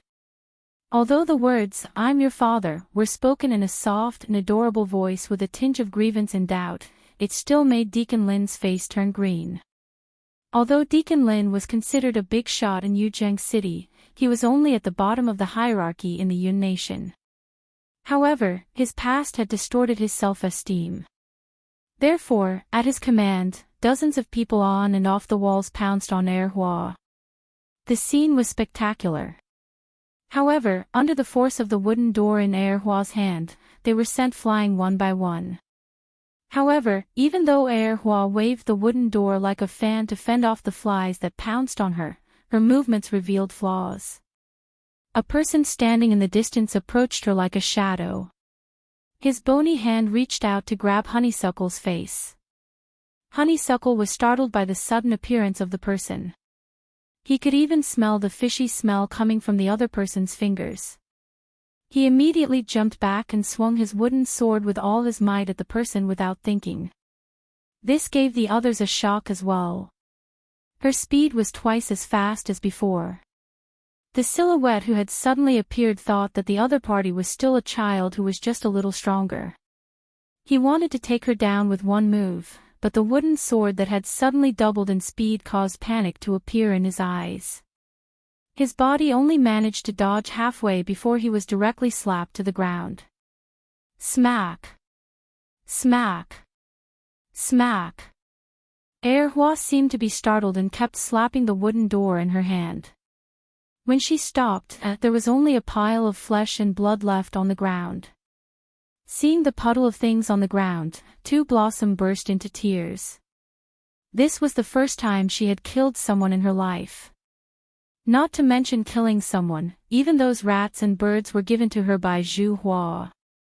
Hua's eyes were red, and tears were dripping down her cheeks. Her mind was completely blank. She looked at the pile of flesh that originally belonged to a person. At this moment, a figure suddenly floated in front of her and kicked her head, sending her flying 7 or 8 meters away. The person who kicked her was Deacon Lin. Deacon Lin was very confident that even an advanced manual expert's head would be smashed by this kick. One had to know that his boots and legs were made of iron. However, something unbelievable happened. Honeysuckle rolled on the ground, turned around, and ran away while crying. Her cries were extremely pitiful.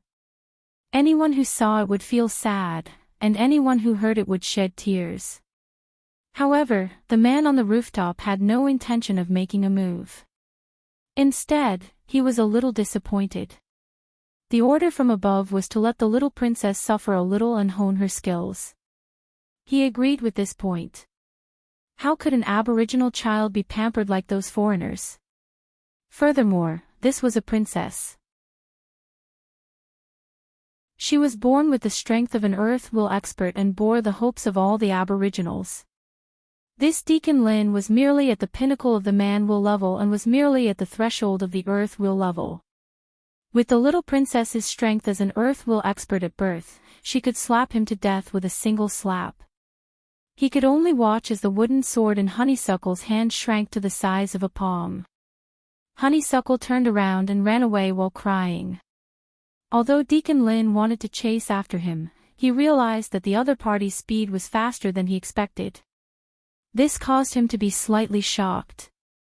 After all, the other party was only a 7 or 8-year-old child. Not only did he not die from his kick, but he also had such a fast speed. With such strength at such a young age, he definitely didn't come from a humble background like that bastard had said. Furthermore, the door in his hand that could change its size was definitely a treasure. If he was still looking down on her just now, Deacon Lin now understood and thought, I'm in trouble. Now, he only had 2 choices. The first was to let her run away and bring her family to take revenge. Although she didn't seem to have suffered much, he had given her a kick. He didn't know how serious her injuries were. According to Deacon Lin's conjecture, even if she was fine now, she definitely wouldn't be able to recover. Her family definitely wouldn't let him off. The second choice was to kill her. Then, he would kill everyone who knew about this and refused to admit to it. The second choice was definitely more dangerous than the first, but he could only choose the second one. Otherwise, if the other party came looking for him and was stronger than the Freedom Sect, the sect leader would definitely hand him over. Of course, there was still a third choice, which was to give up everything and leave right now.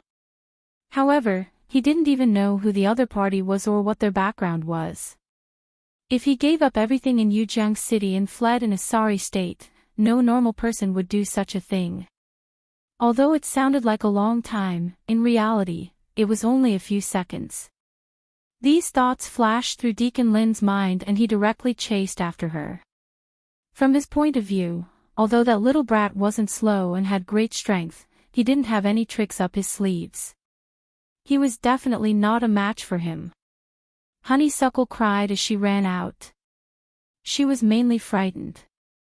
First, she had killed someone, and second, she had been kicked in the head. She had never experienced anything like this before. Honeysuckle, who was only 3 years old, had her mind completely blank. She ran all over the roof. Then, she ran all the way out of the city before rubbing her red eyes and wiping her snot on her clothes. Looking at the darkness around her, she didn't know where to go. She randomly found a direction and ran, but her speed slowed down. In just a few minutes, Deacon Lin caught up to her. He didn't say anything and directly pounced on her head, kicking Honeysuckle's head. Honeysuckle was kicked away again. While she was still in the air, Deacon Lin kicked her again and again, hitting her 37 times in a row. However, if there was a health bar above Honeysuckle's head, it would only be a few strands. Then, Deacon Lin kicked another door panel. Honeysuckle was also going crazy. Although she was frightened at first, after being kicked dozens of times in a row, all that was left in her mind was anger. After landing on the ground, she rolled over and waved the door panel at Deacon Lin. Deacon Lin wasn't wrong. Honeysuckle really didn't know any tricks. However, he was wrong about one thing. The door panel in Honeysuckle's hand was too big and strong. When it was only facing him, even he couldn't find a chance to dodge it. However, Honeysuckle's speed was too fast. She chased after him, one door panel after another, chasing him and slapping him. Honeysuckle couldn't hit him, but he couldn't do anything to her either. The two of them were in a stalemate for 15 minutes. The anger in Honeysuckle's heart subsided, and her childish nature came out. She wanted to run again. However, Deacon Lin kept following her. Honeysuckle turned around again, took the door panel, and slapped everywhere. The two of them fought for a long time, and no one knew where they ran to. Seeing that the sky was turning bright, Deacon Lin also began to retreat. At the beginning, the two of them were fighting, and he wanted to exhaust the little girl's strength. However, after a night, the other party was still full of energy, but he had almost used up all his strength. Just now, he almost didn't dodge and was hit by the other party. He didn't know if it was an illusion, but the little girl's movement seemed to be faster. And it seemed to be a little more methodical. Just when Deacon Lin was hesitating, Honeysuckle suddenly turned around and threw the door panel at him. At this time, Deacon Lin's speed was also a lot slower, and he was almost hit by the door panel. He was so scared that he broke out in a cold sweat. He made up his mind that he couldn't fight anymore. He would go back to pack his things and leave Yujiang City. However, when he dodged the door panel, he suddenly found that the little figure had taken this opportunity to crash into his arms. Small fists hammered your chest. In an instant, Deacon Lin didn't know how many small fists he had suffered. First, set a small goal, such as 1 second.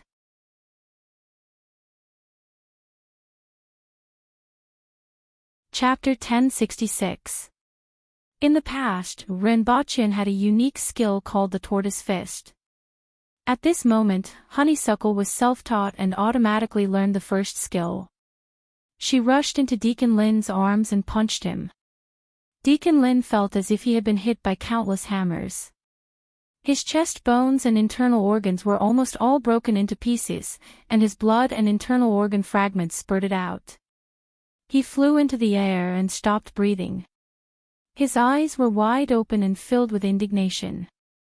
When he came out, he didn't expect to be killed by a little girl. Honeysuckle punched his chest and was stunned for a long time. She went forward to look at the lifeless Deacon, and her eyes turned red again. However, she didn't cry this time. She had experienced things that she had never experienced before, especially after being hunted for an entire night. Although her understanding of the world hadn't improved much, her temperament had changed a lot. From this point of view, Renbochin's plan to train her was a success.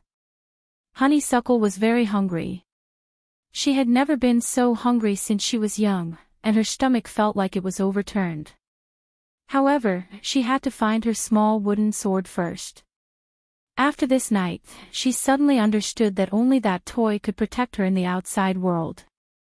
After spending some time finding the wooden sword, Honeysuckle wanted to cry again. This time, it was because she was hungry. Her stomach was even hungrier. Furthermore, she missed her father and mother. However, solving the problem of her stomach was more important. Although her snacks were thrown away, Honeysuckle still had a certain amount of wilderness survival experience. She had honed her skills in the garden of the palace. Butterflies. Eat them.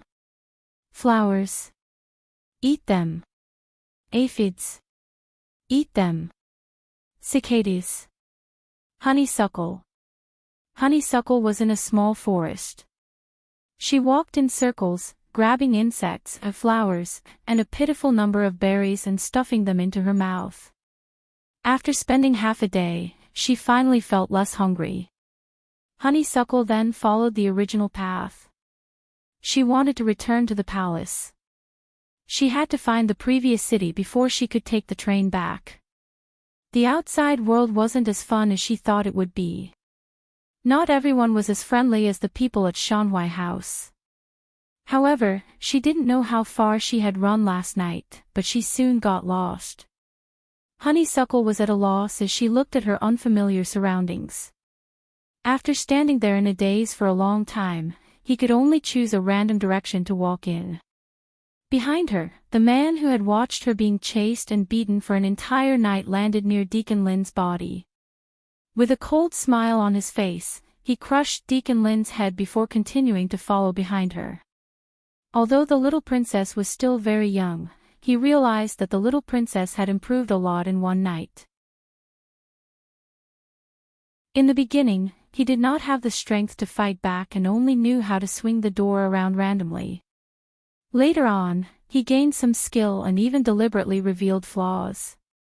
It was a world of difference. The growth of the little princess excited him.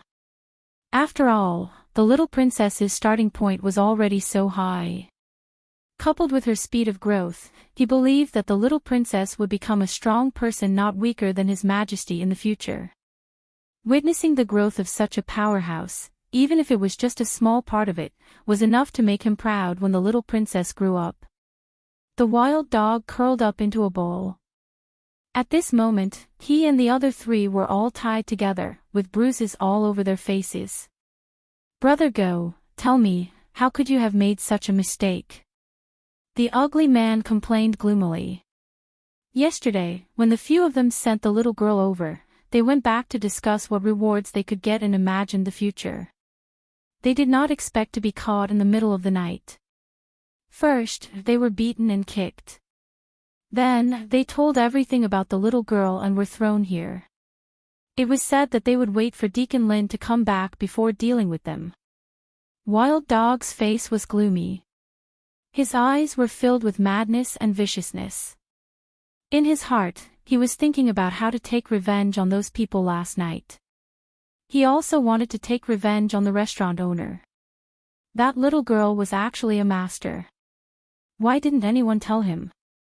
But before that, he still had to lie down like a dog and beg Deacon Lin to let him go. "At most, we made a mistake this time.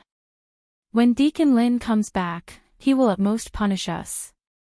It's no big deal." Although Wild Dog hated the man who was blaming him, he still had to comfort them. "It's not the first time we did this. If we are punished too heavily, what would others think? Who would dare to risk their lives?" "Brother Go is right," another man said with a face full of bad luck. Now, they just had to wait for Deacon Lin to come back. However, from midnight to the afternoon, there was still no movement from Deacon Lin. Deacon Lin won't be in trouble, right? The few of them became more and more uneasy. The ugly man kept talking. "Less nonsense. What can happen to Deacon Lin? There are not many people in Yujiang City who can beat him." Wild Dog scolded. "It's been so long, why hasn't he come back yet? He must have been delayed by something." The few of them could only wait. However, they did not see Deacon Lin. Instead, they saw the gang leader, Fu Zizai, who came out of seclusion early. The few of them were directly thrown to the ground. Sitting in the seat of honor was old Fu, who had just come out of seclusion. He was more than 50 years old and had dark skin. He held a cup of tea in one hand and looked at the few of them with an expressionless face. "Tell me, what happened?" The few of them were startled and hurriedly told the story again. "Gang leader, that little girl is very pretty. I, Wild Dog, have never seen such a pretty girl in my life. I asked her and she is actually called Hua. Listen, is this the name of a child from a rich family? I wanted to give her to you as a show of filial piety as a maidservant. Who knows what happened after that? Until now, I still don't know what happened. Wild Dog tried to express his loyalty and extricate himself from the matter. This way, the gang leader would let him go on account of his hard work even if he didn't make any contributions. Otherwise, everyone in Yujiang City knew how vicious and merciless the gang leader was. Humph, a little girl with no background. You can't even take down a few dozen people? Deacon Lin has been chasing you for half a day and still hasn't returned. There's no point in keeping your eyeballs. Old Fu's words were filled with the stench of blood, causing the few of them to be scared out of their wits. Gang leader, we really don't know anything. We are just loyally working for the gang. Wild Dog and the few of them hurriedly begged for mercy. Old Fu looked at the few of them and revealed a cold smile. Just when he was about to speak, he suddenly heard screams and messy footsteps coming from outside. The door was wide open, and the guards outside the courtyard could be seen flying in. Old Fu's face sank. Who was so daring to directly attack the Freedom Society? Following that, his pupils shrank. It was a group of strong men that looked like bears. The Aboriginals. Why are the Aboriginals here? Old Fu's heart trembled as he stood up in a panic. Among the group of Aboriginals who came in from outside, the leader was a burly man in a purple robe. He was about 20 years old and was bald. Many Aboriginals were bald, but this man didn't even have eyebrows. He had a sneer on his face. Beside him was a young girl who looked to be about 17 or 18 years old and was still yawning. Following behind her were 20 burly men who were fully armored and armed with long swords. The weakest among them was an earth-will expert. Old Fu broke out in a cold sweat and trembled all over. He quickly ran out with a fawning smile and asked, "May I know who has come?" The person who came didn't even look at him, walked inside, and sat in the main seat. With an incomprehensible smile on his face, he said, "Not bad, you guys are not bad. Sir, I'm Fu Zizai. How should I address you? What instructions do you have?" Old Fu bowed and spoke in a flattering tone that Wild Dog had never heard before. However, Wild Dog could understand that even the warlord didn't dare to be disrespectful to the Aboriginals. "My surname is Ren Bachien." Ren Bachien said faintly. "So, it's Sir Ren." Old Fu was halfway through his sentence when his eyes widened and he looked terrified. "Your Highness." Ren Bachien continued to speak in a very kind tone, "You guys have done well, really well." Before everyone could understand the meaning behind Ren Bachien's words, his next sentence made them tremble all over. "My daughter is really indebted to you guys for your hospitality." The daughter of the prince and the empress. The daughter of the prince and the empress. Princess. The few of them felt as if they were struck by lightning. Old Fu almost collapsed to the ground. Holding on to his last bit of hope, he asked in a panicked tone, "How can lowly people like us meet the princess? Why haven't we seen her before? Weren't you guys still treating her with great hospitality last night?" Ren Bachin glanced at them and spoke in a voice that was as cold as ice. "Set a small goal first, such as 1 second. Remember, booksellers."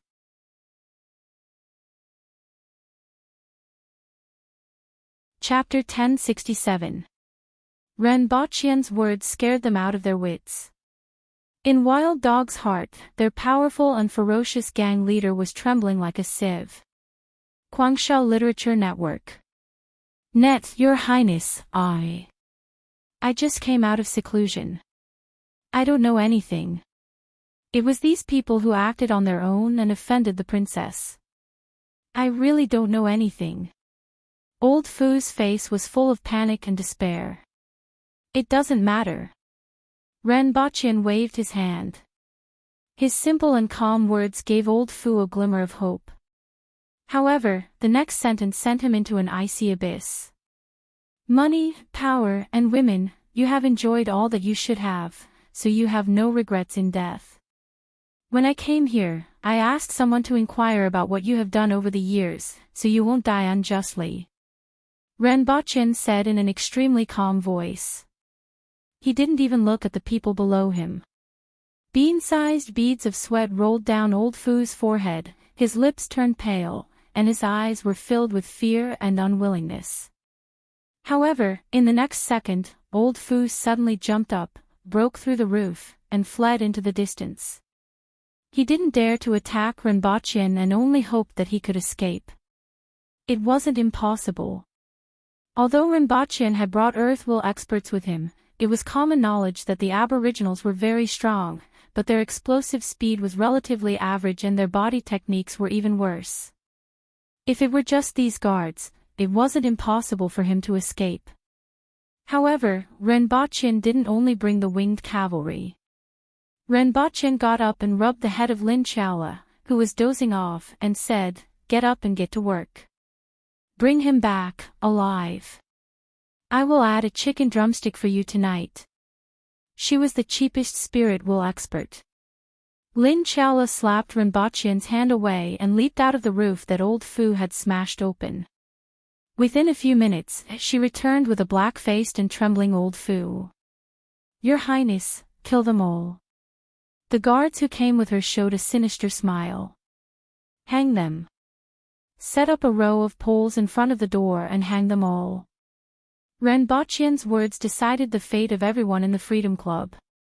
The people of the Yun Nation wouldn't be dissatisfied with killing a gang like the Freedom Society that did all kinds of bad things. Instead, they would be grateful. If they were all hanged outside, it would serve as a reminder to everyone. The Imperial Court of Deo wasn't like the Imperial Court of the Yun Nation, which couldn't control the local government and allowed some thieves to collude with the officials to commit crimes. When City Lord Yujiang rushed over with a head full of sweat, he saw corpses hanging on poles, fluttering like banners. There were over 100 of them. Fu Zizai is also hanging on it. Other than Lin Xian of the Zizai Society, everyone else is there, a scholar said to him in a low voice. When the soldiers accompanying City Lord Yujiang saw this scene, there was a slight commotion. "Everyone, be quiet and wait here obediently." City Lord Yujiang turned around and gave the order. He tidied up his clothes and hurriedly entered the Freedom Society's lair. He couldn't help wondering why Zhao Prince Consort was here. He was almost scared to death when he heard that Zhao Prince Consort had come here and was heading straight for the Freedom Association. When he saw the corpses hanging outside, he knew that the Freedom Society must have somehow offended this top figure. Otherwise, a small power like the Freedom Society wouldn't have caught his eye. The question was, how did these rats provoke him? A moment later, Renbochin saw him. "Yu Qingdong pays his respects to your highness." He glanced at him and said faintly, "Your Yujiang city is really a place that harbors evil. Don't tell me that you don't know. I'm guilty of dereliction of duty." Yu Qingdong didn't dare to defend himself. He lowered his head and didn't dare to wipe the sweat from his eyes. Renbochin was just giving him a warning. He knew that these rats could be found everywhere. Once a batch was killed, another batch would pop up.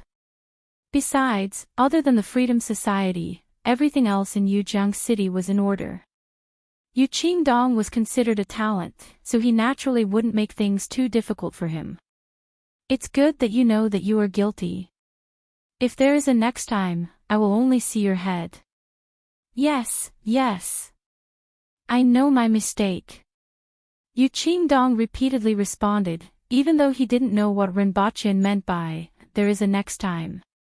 Renbochin asked his men to bring a few boys and girls between the ages of 4 and 10.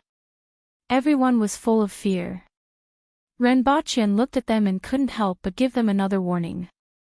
This Freedom Society abducts and deceives children just to dig out their hearts to drink.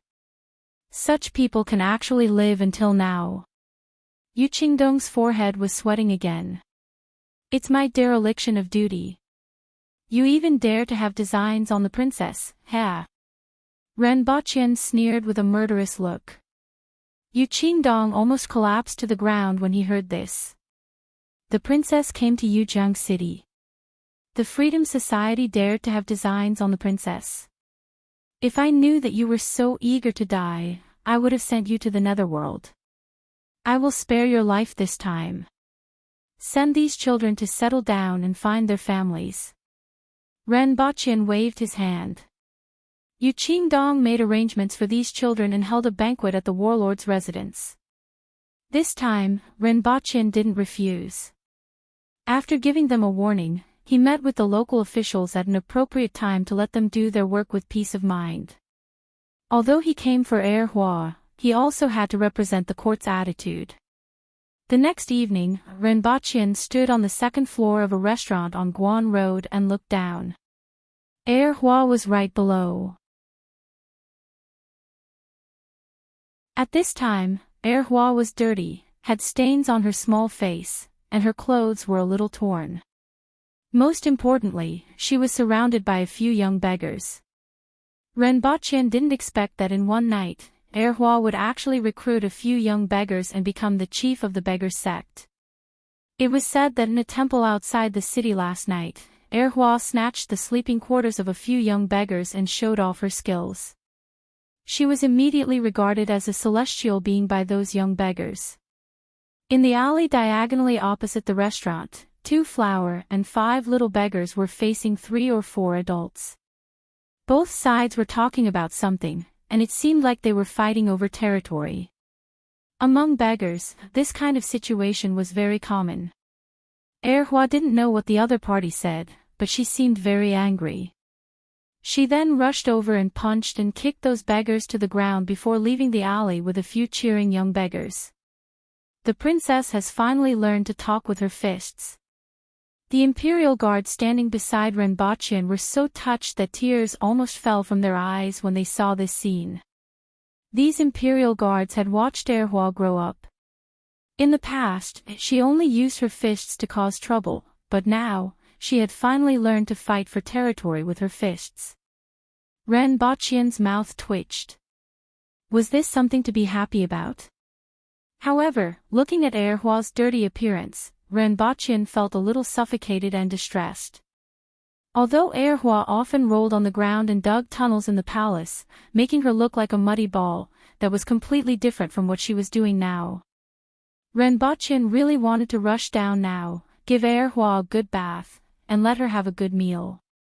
He thought that she hadn't eaten well for the past few days. However, he suppressed this urge because he wanted to see more.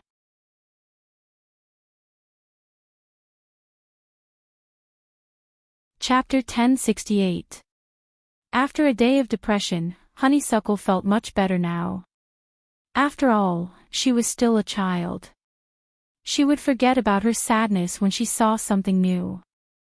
She was the happiest now that she had 5 little brothers. Boss.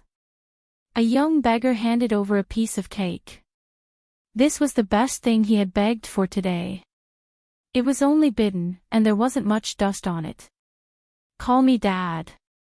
Honeysuckle took the cake and stuffed it into his mouth, swallowing it in a few bites. One cake was almost the same as eating nothing. However, the others ate even less.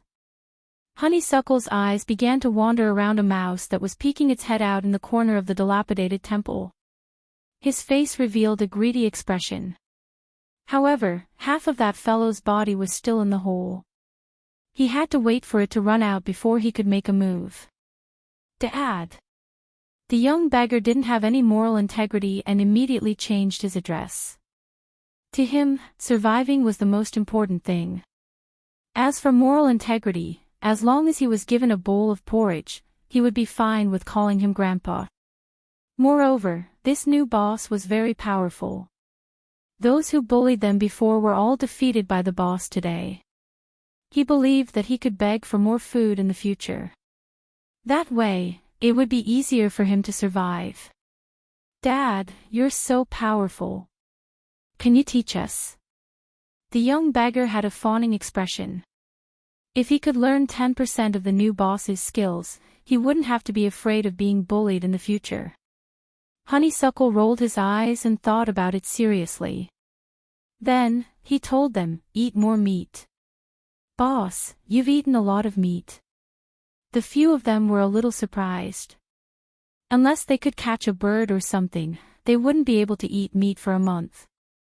However, thinking of the boss's strength, eating meat was normal. However, those rich families in the city could also eat meat. They didn't see anyone as powerful as the boss. Call me Dad. Not boss. Honeysuckle corrected them firmly. Then, he asked curiously, is it not normal to eat meat? It's not normal for us. The young beggars mumbled. However, they quickly became excited. If they followed the new boss, they would definitely have meat to eat in the future. At this moment, Honeysuckle's figure moved and disappeared. The few of them jumped in fright and turned their heads to look around. Only then did they discover the boss standing in the corner with an unconcealable smile on his face. He was holding a very large rat in his hand and said excitedly, "There's meat to eat." Not far away, on a tree in the darkness, the few people in the temple could be seen. Renbochin put down his binoculars and felt a toothache when he saw Lu Hua holding a mouse and sitting back in his seat. He then discussed with the others how to eat this mouse. The rats in the Yun nation were different from those in Dayo. The rats in Dayo mainly ate grass roots for a living and were much cleaner than those from the Yun nation, which ate everything. Go and buy a few roasted chickens. Renbochin ordered the guards below. The guard was very fast. In less than 10 minutes, he brought back 5 roast chickens and a large piece of beef. Break the roof and throw it in. Let them know that roast chicken can fall from the sky. Don't let Erhua find out. Otherwise, I'll deduct your allowance, Renbochin instructed as he raised his chin. Only Lin Chalo was qualified for this task. With the speed of the aboriginals, the roof would probably collapse if she jumped onto it. The guards below found it a little funny. It was Her Highness who said that he wanted to train the princess, but she was more nervous than anyone else. However, they still kept an eye on the situation in the temple. Lin Chalo waved her small fist at Renbochin and stuffed a chicken leg into her mouth. Renbochin kept staring at her with a murderous gaze. Erhua was still hungry, yet she actually snatched his chicken leg. Do you still want to get paid in the future? After eating the chicken leg, Lin Chalo landed on the roof of the dilapidated temple and found a gap to throw the bag of food down. Before Erhua could rush out to check, she had already disappeared into the darkness. A moment later, there was a burst of cheers in the dilapidated temple. For the next few days, Renbochin and his men kept an eye on Erhua in the dark. During this period, Erhua always felt that someone was watching him and almost discovered Renbochin and his men a few times. Erhua has even learned how to counter surveillance. Renbochin hid behind the window of a restaurant with a gratified look on his face. Well, Renbochin's perception was purely an illusion.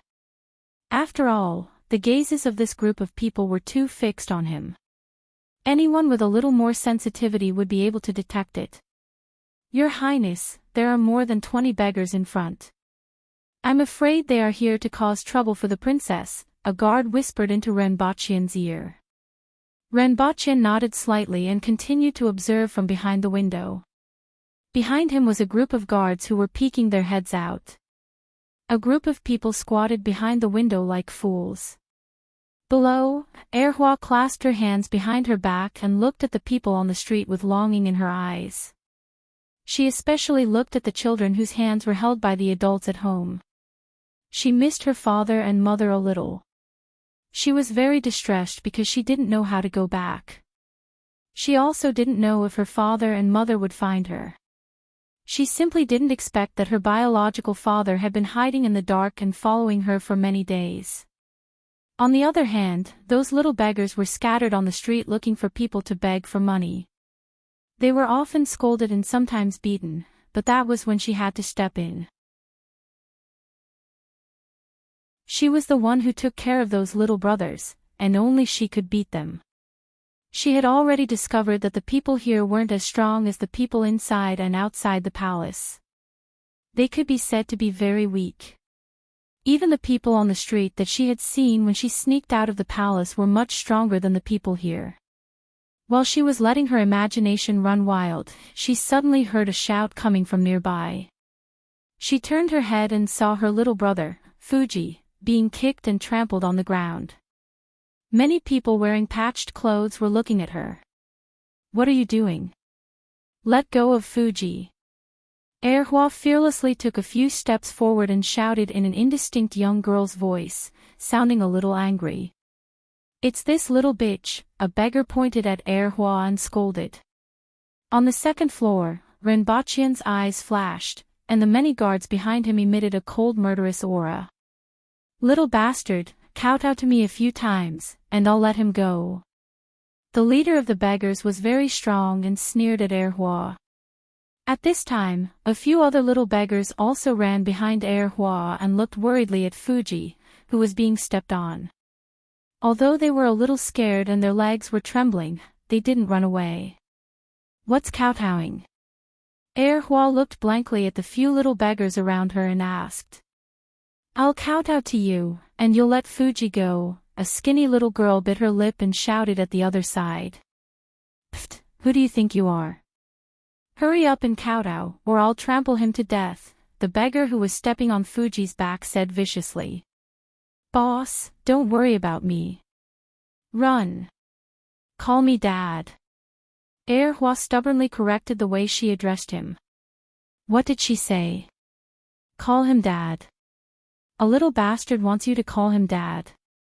The beggar opposite her immediately laughed. Although Erhua didn't understand a lot of things, she could feel that the other party's attitude was full of malice. The other party really didn't hide it at all. Erhua didn't want to listen to them anymore. Saving Fuji was more important now. The other party looked at the toy wooden sword in Erhua's hand and couldn't help but laugh. "Little bastard, are you going to use this thing to defeat us?" The surrounding commoners also shook their heads. This little girl was going to be out of luck. However, the next second, the laughing beggars were like chickens that had their necks pinched, and they let out a sound. The toy wooden sword in Honeysuckle's hand had turned into a 4-meter-long door plank. With a whistling sound, it slammed towards them. The beggars in this world weren't like the beggars in the movie, The Condor Shooters. Although the beggar leading the group was a little strong, he was only a little stronger than an ordinary person. With just one blow, he sent the people around him flying into the shops on both sides of the street. Erhua waved the sword a few times, and the people opposite her disappeared. The shops on both sides of the street were smashed into pieces, and waves of curses could be heard. As for the onlookers on the street, they were already stunned. Renbachian stood up and stood behind the window. He knew that it was about time. After all, a wooden sword that could change its size was definitely a treasure in the eyes of ordinary people. Now that it was seen in the hands of such a small beggar, there would definitely be many people eyeing it. He wasn't going to set up a trap. That was too immoral. Baidu search 081 Chinese network yen. No advertising message.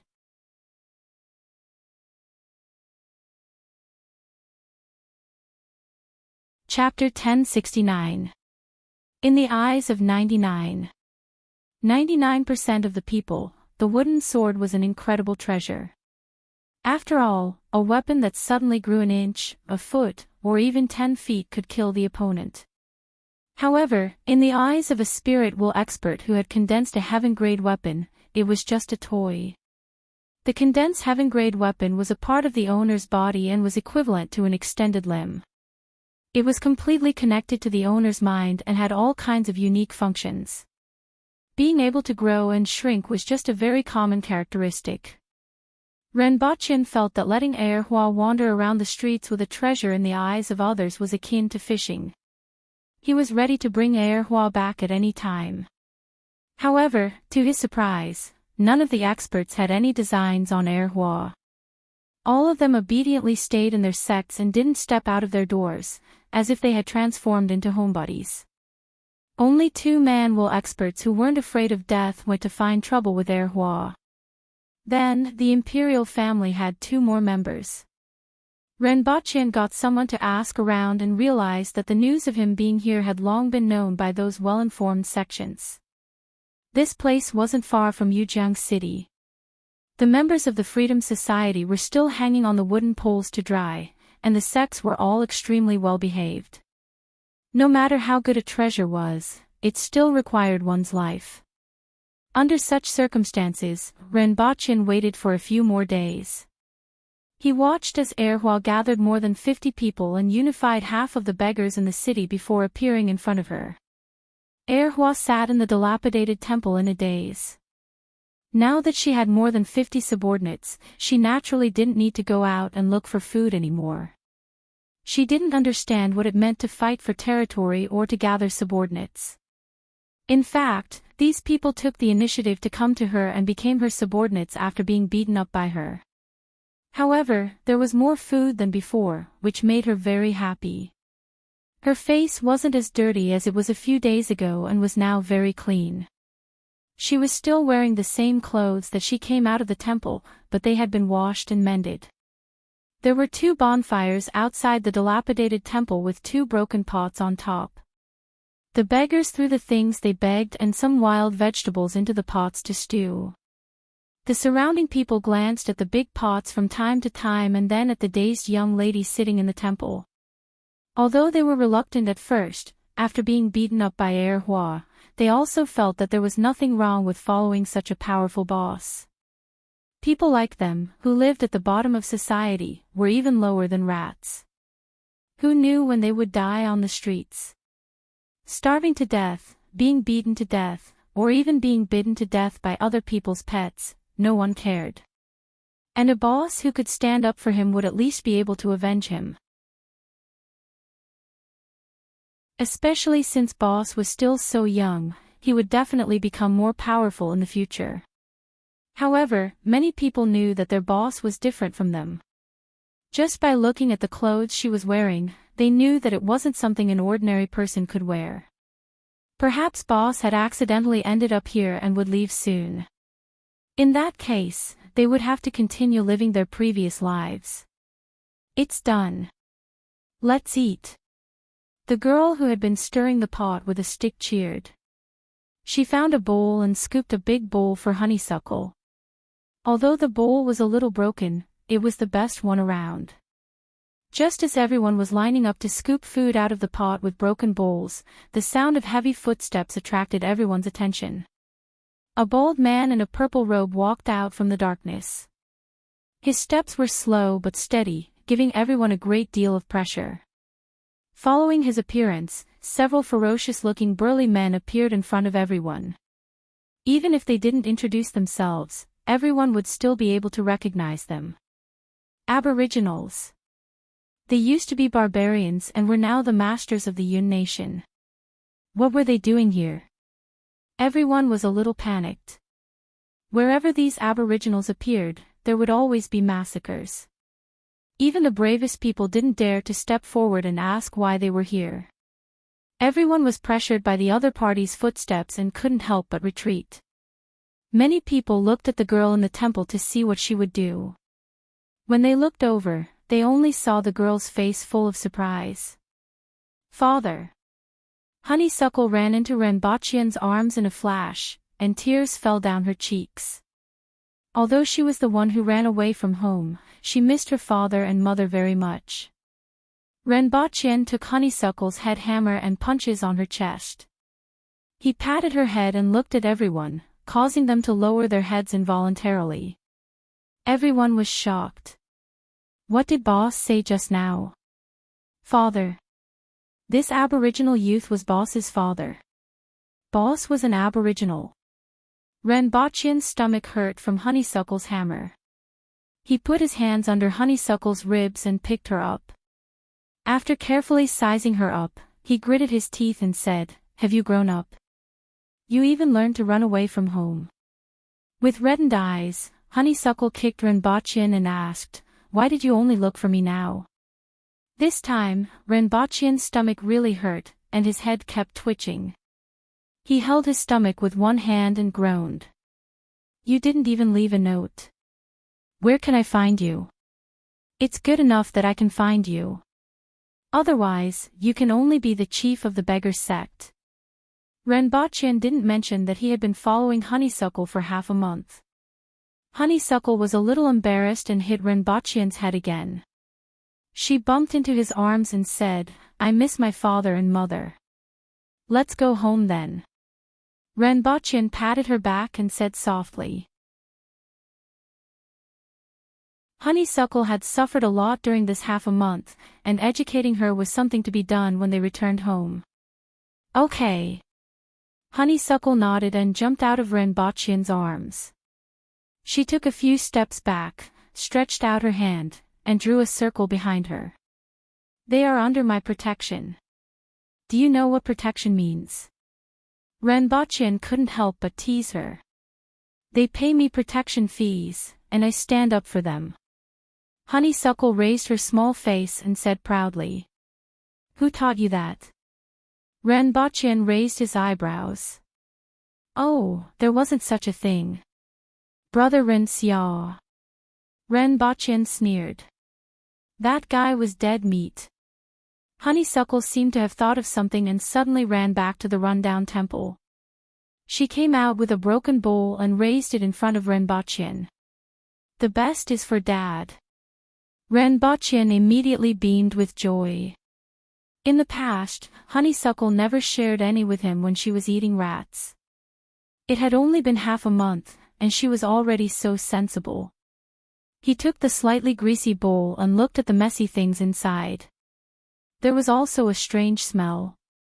Even though Renbochin didn't want to eat it at all, he looked at Honeysuckle's expectant eyes and tilted his head back to pour it in. It had to be said that this was a kind of happy pain, or a kind of painful happiness. Renbochin's stomach churned after pouring the bowl into his mouth. He had never eaten such terrible food since he was young. However, he still smiled at Honeysuckle in appreciation. Then, he looked at Honeysuckle with a black face and excitedly ran over to fill another bowl for him. Renbochin handed the bowl to the guard behind him and said to Honeysuckle with a smile, "Everyone has been looking for you for the past few days. They have been working very hard and are still hungry." The guard who took the broken bowl was at a loss. He wanted to say that he was full, but he pinched his nose and swallowed the food when he met the little princess's clear gaze. Honeysuckle then apologized to the guard behind him and said, "They haven't eaten yet. This is all. It's okay, we can still hold on for a while." Everyone felt as if they had heard the sound of nature, except for the guard behind Renbochin, who looked bitter and thought, "Why am I so close to him?" Renbochin patted Honeysuckle's head and said, "All right, your queen misses you very much. It's time to go back." "Okay." Honeysuckle nodded happily at first, then turned to look at the people behind him and asked, "Are they coming along?" "First, set a small goal, such as 1 second.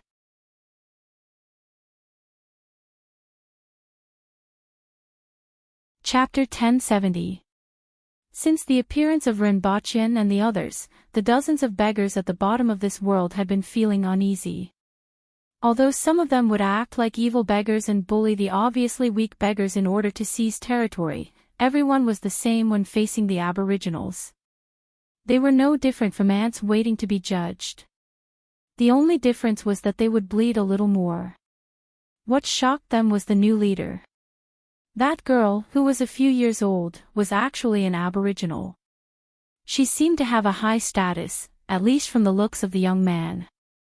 Then, they saw the leader give the young man, who looked like a big shot, a bowl of soup that they and the others drank, which made them feel a little ashamed. After all, the leader seemed to be someone with status, yet he actually drank such unpalatable food with the beggars. Furthermore, the young man really drank a bowl of soup, even though he looked terrible. Everyone could understand that the new leader was going back with the young man. Although they were envious, the new leader was obviously from a different world from them. However, what surprised them was that the new leader, who was a few years old, actually wanted to take them and the others away. At this time, they were like people waiting to be judged, and their hearts were tangled with excitement and apprehension. Renbochin touched Honeysuckle's head and said, "They have their own lives, and I will give them a chance to live like humans.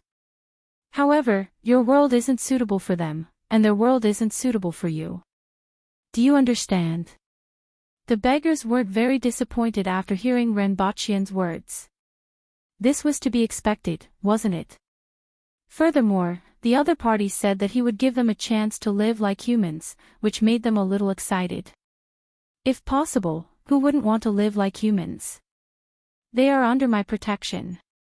They call me father. I want to take them with me. Honeysuckle didn't want to give up on his subordinates. Renbochin raised his eyebrows. The imperial family suddenly had so many people, and he would be beaten up again when he returned. However, this was also an opportunity to teach Honeysuckle. They are too weak and can't adapt to life in Lawn City. Even a child is stronger than them. They will be bullied and have a hard time living. Although you have good intentions, only here is suitable for them. The people here are also weak, and they won't stand out here. This is their world. I'll protect them. Honeysuckle waved his arms stubbornly. Renbochin raised his eyebrows. All right, there was still no such thing. Renbochin raised his head and scanned the crowd before lowering his head to look at Honeysuckle. He sighed and said, "The capital still lacks some janitors. If they go there, you will still see them." Renbochin comforted Honeysuckle, stood up, and said to everyone, "After this, I will send all of you to the capital to clean the streets. You will be paid. Although you won't be able to earn a lot of money, your life will be better than it is now. At least you won't starve to death. If you don't want to go, you can leave. If you want to go, stay. Those who are still here tomorrow morning, someone will escort you out." Initially, Renbochin was prepared to find a random merchant association to leak some information to give these people a living. From his point of view, this was the most suitable method. However, since Honeysuckle insisted, he would let them go to the imperial capital. There was no need to say more. These people were just an insignificant part of Duohua's growth. "All right, let's go." Renbochin patted Honeysuckle, took her hand, and left. "I'll go and see you. I'll take care of you." Honeysuckle turned around and waved goodbye to everyone. The others weren't as naive as Honeysuckle and knew that their worlds would probably never cross again. Although the beggars couldn't bear to part with her, their eyes were red as they bit their lips and watched Honeysuckle leave. They all knew that they weren't from the same world. Renbochin brought Honeysuckle back to the inn and let her take a bath before changing into a new set of clothes. He had prepared all of this beforehand. The next day, an imperial guard was left behind, and everyone returned to Yujiang to board the train. This trip lasted for half a month. The Empress was very unhappy with the phone calls these past 2 days. However, Renbochin was in a good mood. Honeysuckle had grown a lot in this half a month. Sure enough, he couldn't let Honeysuckle play in the palace all the time. Through learning, she could grow faster. "Why did you let them call you father?" Renbochin asked curiously. He was very curious about what Honeysuckle was thinking. Honeysuckle took a sip of her saliva before replying in an indistinct, girlish voice, "I'm father, so I can beat them up and they can't fight back. I can also let them copy the 3-character classic and they have to listen to me." Renbochin's mouth twitched. Was this her definition of father? Well, it seemed like it was indeed his doing. He then seriously educated her, "The next time you beat someone up, you can let them call you father." Father is my special title. No, father is the best. Honeysuckle stubbornly said. Well, I'm the best. Renbochin laughed. As Honeysuckle learned more things, her way of thinking would probably change. Empress, I miss you. Honeysuckle pounced on the Empress and hit her stomach with her head. Then, the Empress skillfully pressed Honeysuckle onto her knees with a cold face and slapped her buttocks. After slapping her more than a dozen times, the expected crying didn't come. Honeysuckle's eyes were red, and she held back her tears. She didn't make a fuss like before. The Empress raised her head and looked at Renbochin in surprise.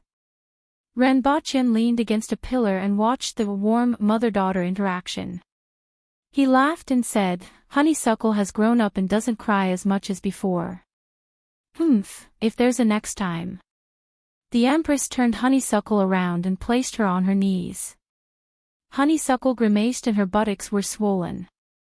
She carefully looked at Honeysuckle and whispered, You've lost weight. Empress. Honeysuckle looked at the Empress, kissed her face, and hugged her neck without letting go. The Empress felt a little uncomfortable. This wasn't the way she interacted with Honeysuckle. She had never been such an enthusiastic person, even after becoming a mother. Someone, take her away and wash her. She's stinking. The Empress threw Honeysuckle to Qing Yuan and Hong Wuan. Renbochin sneered. Was the Empress being tsundere? Was she being tsundere to her own daughter? Well, being a good wife and loving mother wasn't the Empress's image. The Empress heard the laughter and glanced at Renbochin. Seeing that he was laughing weirdly, she got angry and asked, Why did you take so long to come back? Honeysuckle has grown a lot while she was out there. Renbochin whispered. He then told her about what Honeysuckle had done during this period, from being tricked into joining the Freedom Society to being chased by an Earth Will expert for an entire night before killing him, and then taking in a bunch of beggars as his underlings. Sure enough, she needs to experience some things. Renbochin sighed. I'm asking why you took so long, the Empress asked coldly. Renbochin thought, Didn't I make it very clear? Have you submitted a report for being gone for half a month? Have you applied for it? Have I approved it? I'm asking you to look for your daughter, not to wander around outside. You watched her become a beggar for half a month. Then, you feasted on her. Oh, you even accepted 2 invitations. The Empress sneered. Someone, close the door. Hey, I just came back and haven't eaten yet. Your Majesty, what do you want to do? Baidu Search 881 Chinese Network, no advertising messages.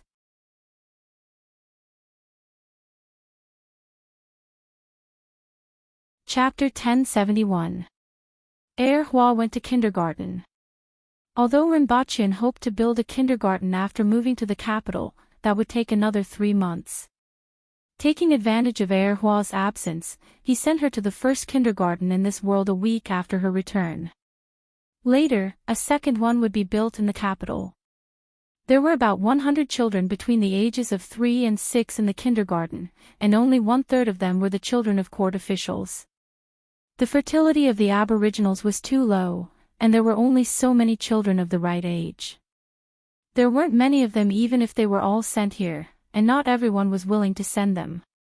In particular, some of the more talented ones had already started to lay the foundation at a young age, and the education at home was more in line with their plans and expectations. In other words, they believed in the hundreds and thousands of years of experience of the Aboriginals. Renbochin also believed that they would definitely be able to cultivate a group of boorish people who would directly confront any situation.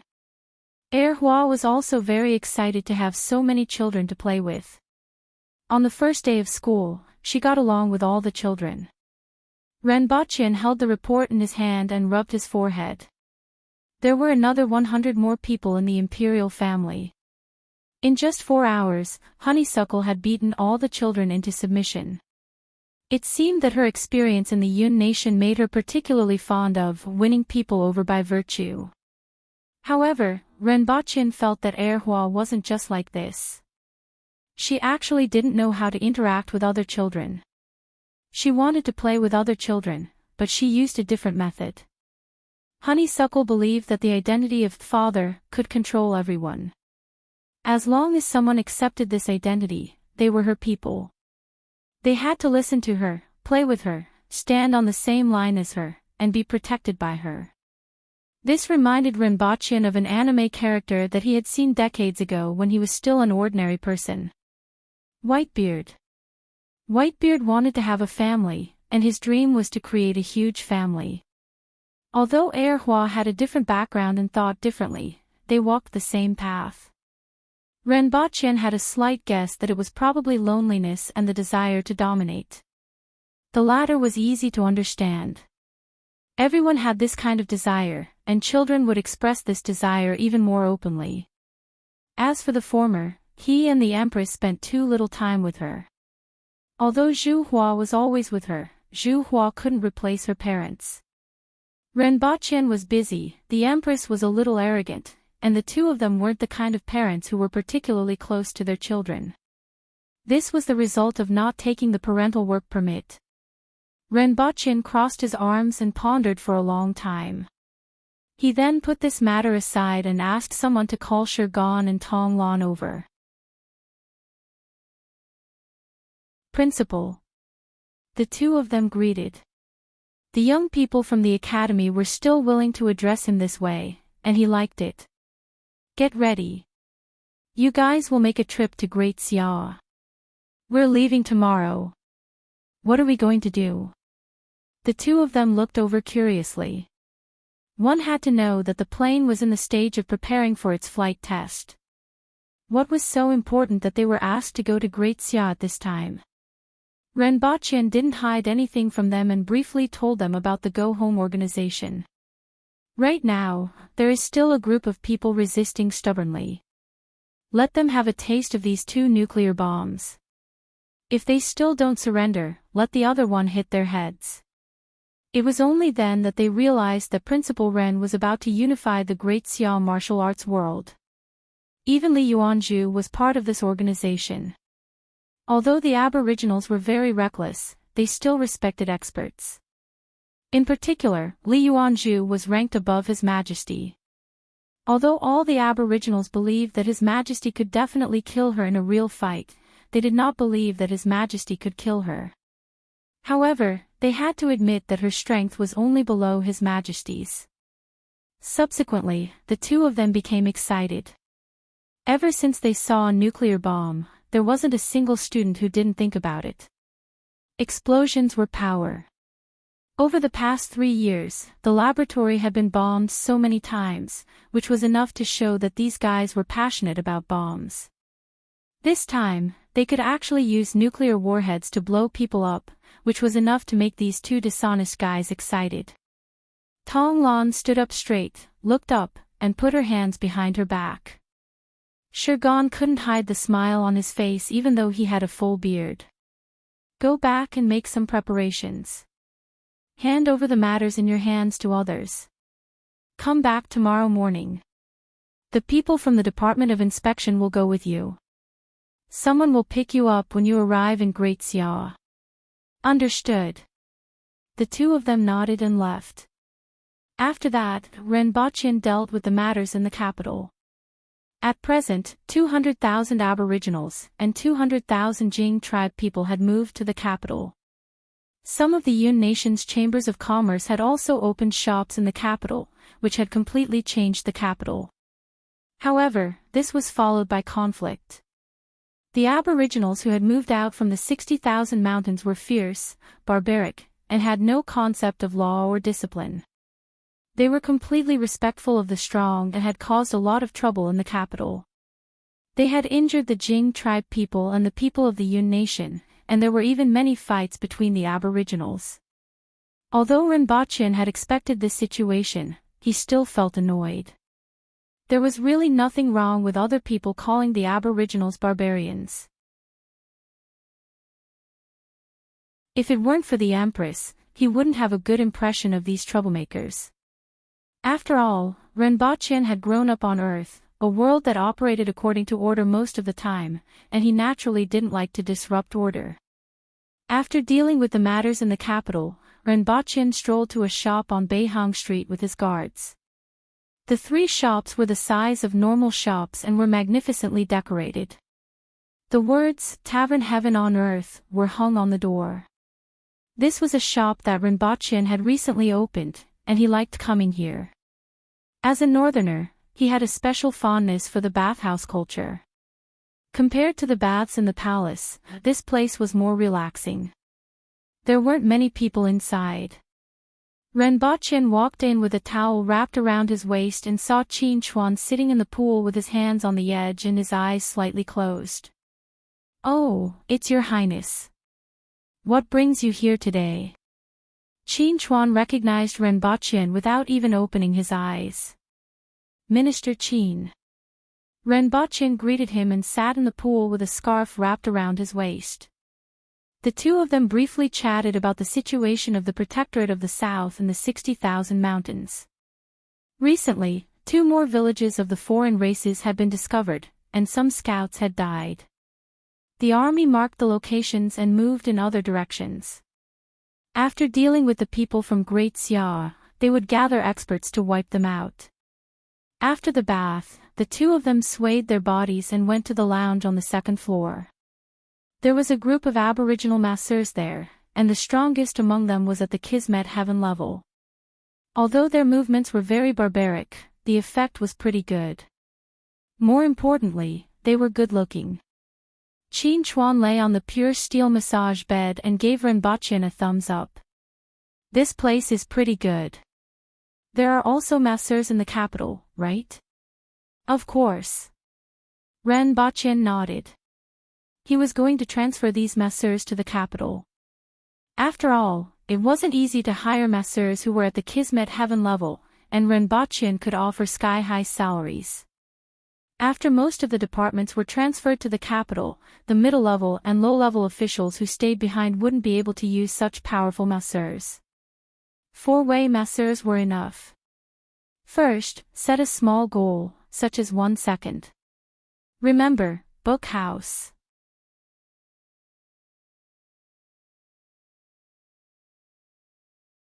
Chapter 1072. In a small town in the east of Great Xia was the painted screen sword tower. The entire town was like this. Everyone in the town had a certain relationship with the painted screen sword tower. For example, if an ancestor was a disciple of the painted screen sword tower, the descendant would be an ordinary person in the town.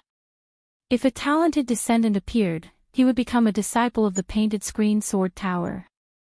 It was the same for merchants, peddlers, night watchmen, and beggars. However, things had changed recently. There were tens of thousands of people in the painted screen sword tower, causing the small town to be overcrowded.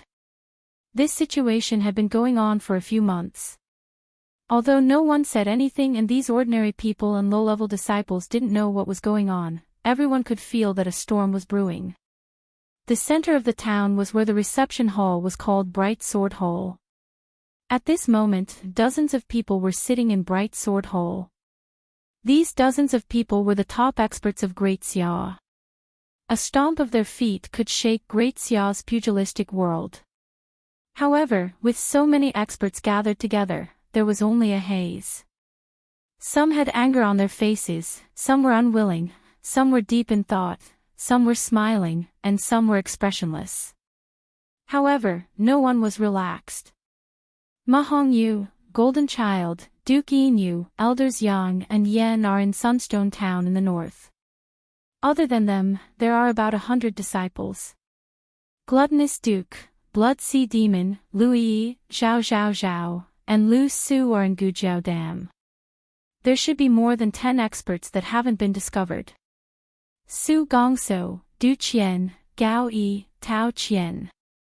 13 experts with their disciples are in Riverside Town. As names were said, the hall became even more silent. In other words, we are surrounded, right? Do they think we're made of mud? As long as we attack one place, they won't be able to stop us. When we return, everyone in the painted screen sword tower will be in their hands. So what? As long as we're alive, will they dare to kill everyone? They seem to have a way to communicate. If we attack one place, we'll be killed as long as we're delayed. Then we'll wait here for them to attack. If it were up to me, we'll wait here. They have a way, but we're not inferior either. Even if we die, we have to bite off a piece of meat from them. I don't believe that they are all united and not afraid of death. Jiang Zixi felt a headache as he listened to the quarrels of others. Although he was forced to gather here, these people were all top experts. Naturally, they would not be obedient to him. Everyone had their own ideas, so it was natural for them to quarrel. Jiang Zixi's face darkened as he recalled what Ma Hongyu had said to him. Even if what the other party said was true, Zhang Xian had no interest in participating. However, he had not expected the other party to be so domineering and forceful, saying that those who submitted to him would prosper or those who opposed him would die. Coupled with the subsequent events, the current situation had developed. Since they want to fight, then let's fight. I, Jiang Zixi, would rather die than be someone else's subordinate and listen to someone else's command. On the contrary, the 70-plus experts who had returned to the organization were getting along quite well. The main thing was to arrange for people of similar natures to gather in 7 different cities, which would reduce a lot of disputes. Otherwise, people like Fire Snake Tao Qian and Blood Sea Old Geezer would easily get into a fight. There were also many conflicts between these people.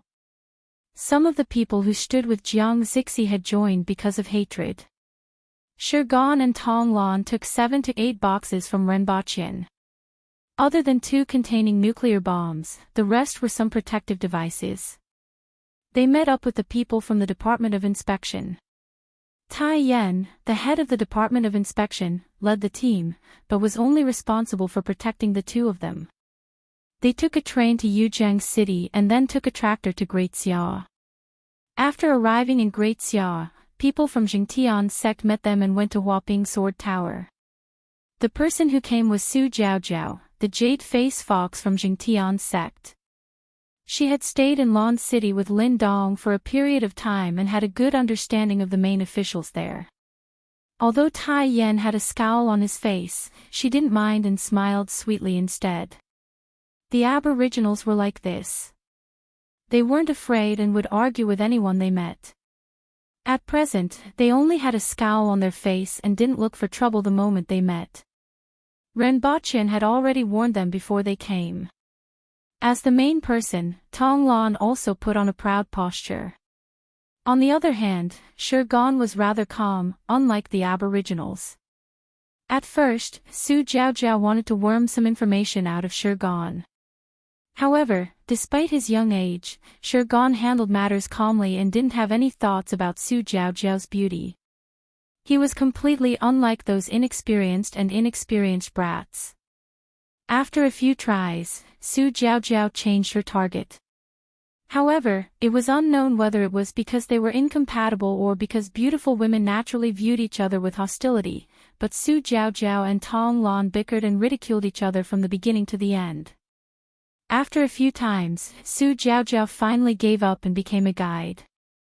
She did not interact with anyone other than the journey. It took her a week to reach a Daoist temple outside of Heyuan City. She left Su Jiaojiao with Li Yuanzhu and entered the city to look for Lin Dong. Everyone has worked hard. Li Yuanzhu met Tai Yan, Shirgan, and Tong Lan. The rest of the people from the Department of Inspection were taken away to rest. Tai Yan nodded slightly. He still had some respect for her. These days, they have tried to fight a few times. Although there weren't many casualties on both sides, they can't sit still anymore.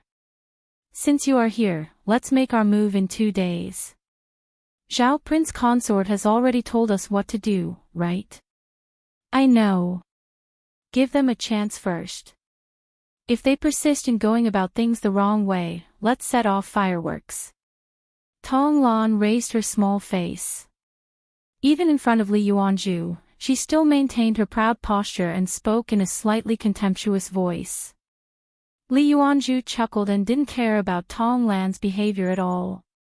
She was just a child, and her goal was to save as many people as possible. Then, she asked some other questions, which Shi Gan answered. Only then did Li Yuanzhu arrange for them to rest. That night, she invited the experts from Heiyuan City to discuss the matter again. In fact, there wasn't much to discuss. They were just putting on a show and surrounding those people at the Screen Sword Tower. After contacting each other through the radio station, everyone set off 2 days later and arrived outside the Screen Sword Tower at noon. This time, they didn't spread out. Instead, more than 70 experts gathered together with their disciples and nearly 1,000 people. More than 70 of the world's top experts gathered together. Although they couldn't change the dynasty, they could still bathe the capital of Great Xia in blood. Coupled with the experts from the Screen Sword Tower, it could be said that, except for a few people, all of the world's top experts were gathered here. Even the imperial court of Great Xia, which was retreating step by step, and the revolutionary army, which was taking advantage of their victory to pursue them, stopped at the same time and looked over. Not to mention the people from the Screen Sword Tower. More than 20 experts stood on the city wall and looked into the distance with solemn faces. Everyone knew that a war was coming.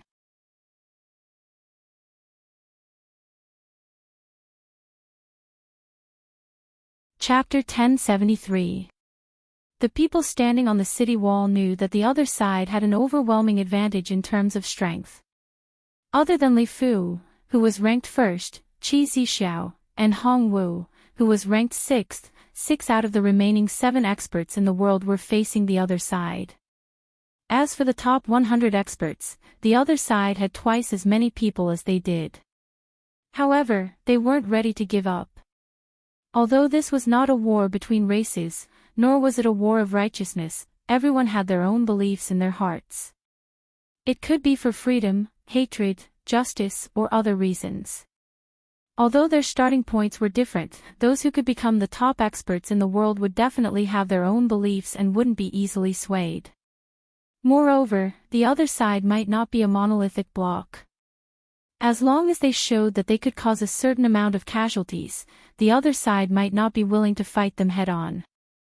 Needless to say, they still had some tricks up their sleeves. Although they didn't have as many experts as the other side, it wasn't just the number of experts that would affect the outcome of the battle. Their joint attacks and the mechanisms in the city could also delay some of the experts and reduce some of the pressure. The people below didn't think so much and knew that they didn't need to make the first move. Some of them had seen the nuclear bomb, while others had never seen it but had heard of it. Most of them only knew that they had a killer weapon, but didn't know exactly what it was. Many people looked at the aboriginals in front of the crowd. These people had just arrived and wanted to attack, so the so-called killer weapon must have something to do with them. Qi Zixiao was the president, but he wasn't here. The second most powerful expert in the world, Li Yuanzhu, and the first most powerful expert in the world, Li Fu, were willing to be heroes. In that case, what could these aboriginals bring? This made people curious. It was said that it could destroy the world, but most people didn't believe it. Li Yuanzhu looked at the people on the city wall in the distance and didn't try to persuade them. It was useless to rely on words now. Only by showing them enough power to crush everything would they be able to calm down and reconsider what they were saying. How much longer? Li Yuanzhu's body was very straight, and she was holding an open scroll with the words, Diamond Sutra, written on it. She had obtained it from Zhao Prince Consort and had been reading it recently. The others were standing not far away from each other, and they looked like a plate of loose sand. However, it was impossible for them to stand neatly, and even Li Fu couldn't do it. Li Yuanzhu and the rest had already done their best to gather these people together. They're retreating. They haven't left the range yet. Tong Lan crossed her arms and calmly sized up her surroundings. Everyone here was a top-notch expert who could make a name for himself. In the face of other people's scrutinizing gazes, she did not feel uncomfortable at all. Although she had not reached their level, the thing in her hand could kill most of the people here. After another 15 minutes, Tai Yan returned with Shirgan. "Let's begin." Li Yuanzhu turned around and nodded at her. Tong Lan curled her lips in displeasure. Although she could maintain a certain degree of bewilderment since he was the second in the world, she was not willing to be ordered around. But now was not the time to throw a tantrum. He got someone to open the boxes behind him and took out a pair of sunglasses and a white lab coat to distribute to everyone. As long as they didn't get too close to the core of the explosion and didn't linger there for too long, the radiation wouldn't cause too much harm to them. However, Renbachin didn't say anything, so no one knew. "They're starting." Jiang Zixi and the others, who were standing at the top of the city wall, raised their guard when they saw that there was finally movement from the opposite side. However, there was still a process before the fight began. The other party would come to persuade them to surrender and be rejected. Then, the fight would begin. If nothing went wrong, it would be like this. Unexpectedly, the other party didn't attack. Instead, they put on white clothes. What's the meaning of this? Probably to dress neatly. Ridiculous. Someone immediately sneered. Seeing that the other party had put on white clothes, everyone raised their guard again, thinking that the other party was going to send someone over. However, there was still no one. Just as everyone was pondering over this, there was a huge change on one side of the screen.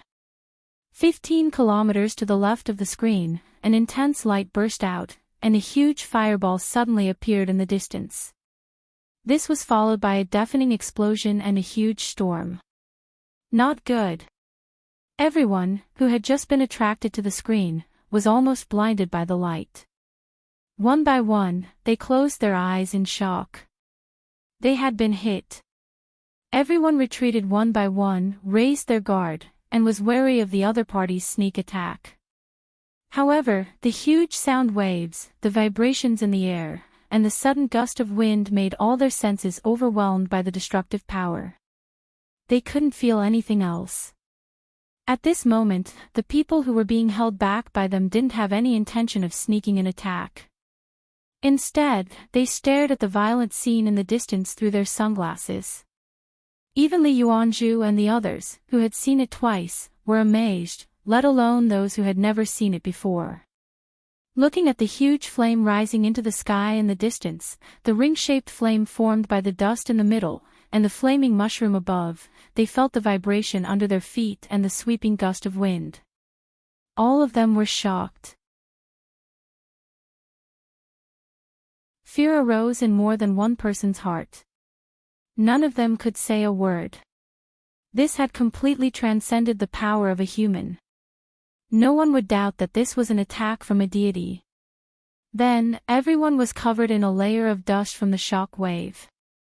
Phew! After a long time, someone finally gasped loudly. Just now, there was only shock left in everyone's hearts, so much so that they almost forgot to breathe. If it weren't for their strength, they would have suffocated to death. "What is this?" someone asked subconsciously. "Nuclear bomb." Tong Lan said proudly. "Every time I see it, I'm shocked." "It is indeed a power that doesn't belong to the human world," Lin Dong exclaimed. Li Yuanzhu nodded slightly. She could cross more than 10 meters with one step as if she was teleporting. Step by step, she walked toward the painting in the distance. Her movements weren't abrupt at all, as if it was supposed to be so. Jinrenli seems to be stronger. Ma Hongyu's eyes were filled with amazement. In the past, Li Yuanzhu might have been able to do it, but she couldn't do it so naturally. Unexpectedly, Jinrenli had improved a lot in the past 3 years. At this rate, it wouldn't take many years for him to reach Li Fu's level, right? Lin Yu followed behind Li Yuanju. Her mind was still blank, and she didn't know where her thoughts were drifting. Following Li Yuanju was already a habit. The chaos on the city wall didn't stop. Jiang Zixi couldn't care less. He forced his eyes open and stared into the distance. Although everyone was almost blinded by the dazzling light just now, they could still feel the earth-shattering power. Everyone, your resistance is meaningless. Li Yuanju landed lightly on the city wall without the slightest worry. What is this? Jiang Zixi asked bitterly. A nuclear bomb. Li Yuanju whispered. Since we can place one in the distance, we can also place one on the screen. What's the point of your resistance? Mobile reading access, M.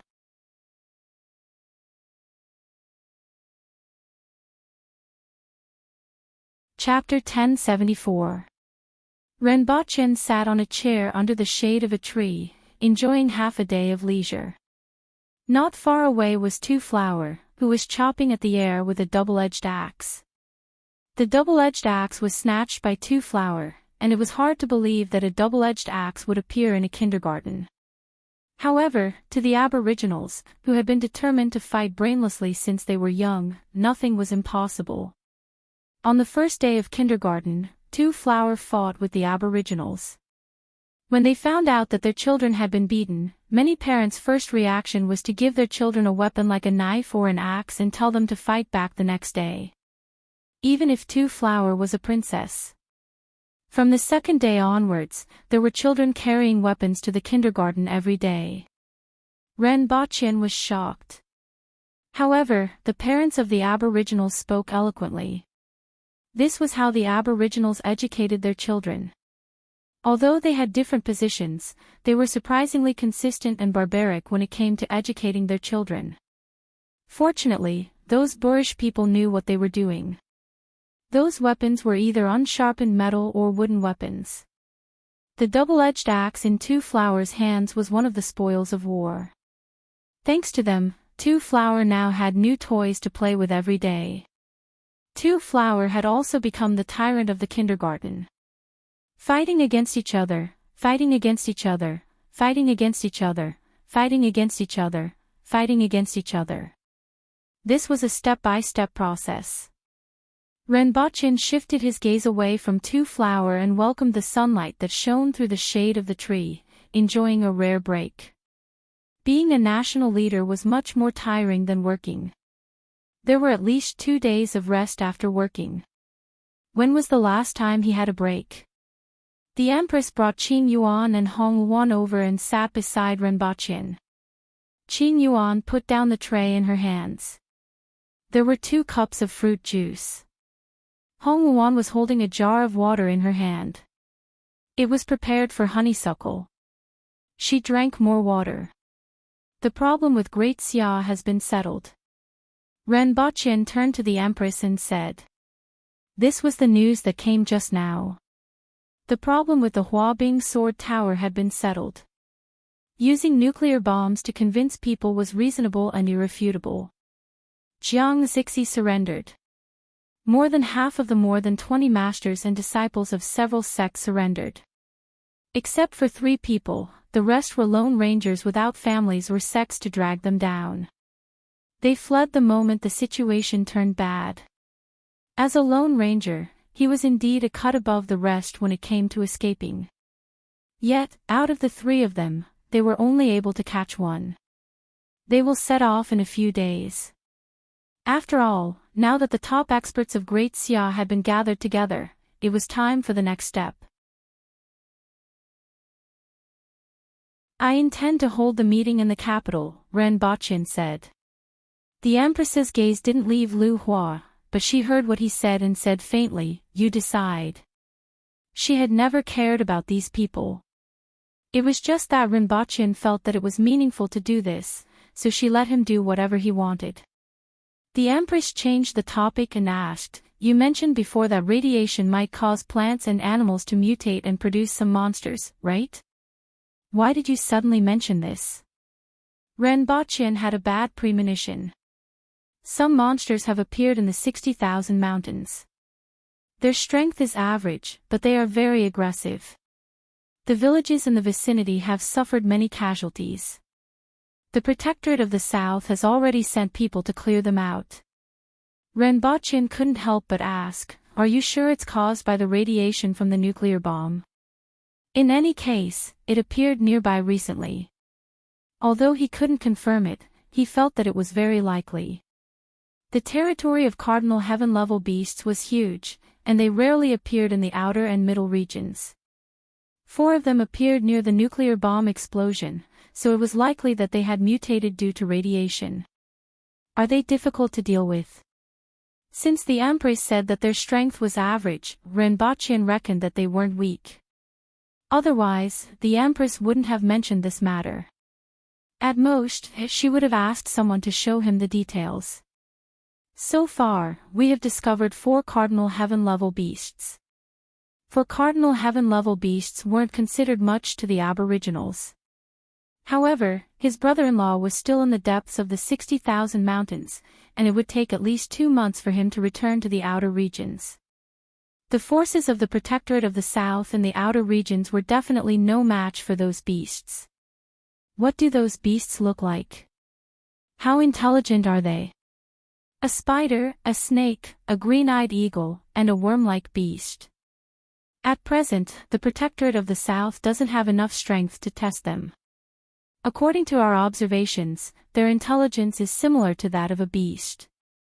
The most important thing is that they have a certain community. Currently, that spider has occupied a valley near the area where the nuclear bomb was detonated. There are hundreds of spiders the size of wash basins. Although they aren't strong, they are very poisonous and hard to kill. To be able to develop such a large community, it should have been some time. Why did they only discover it now? Renbochin was puzzled. Previously, he had arranged for people to patrol the area because he was afraid that such a situation would occur.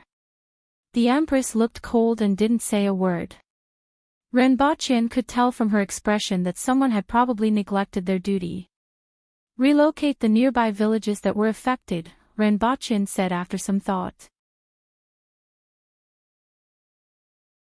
The Empress had ordered many times, but not many villages were willing to relocate, especially those near the outer regions of the 60,000 mountains.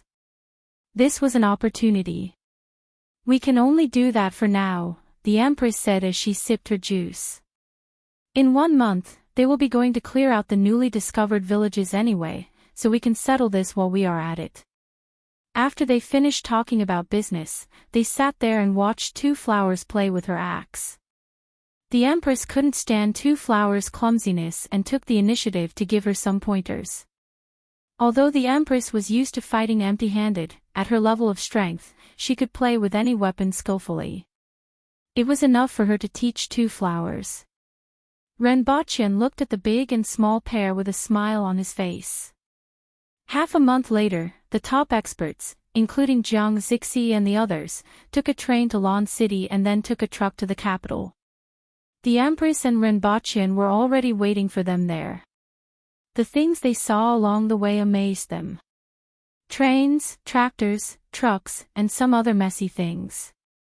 The changes in Dao surprised them.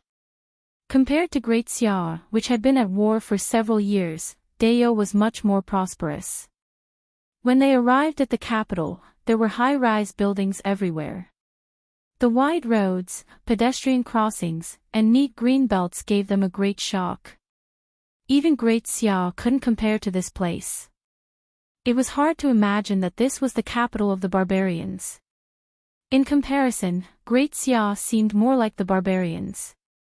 However, the most attractive thing wasn't these, but the slogans hanging on the roadside.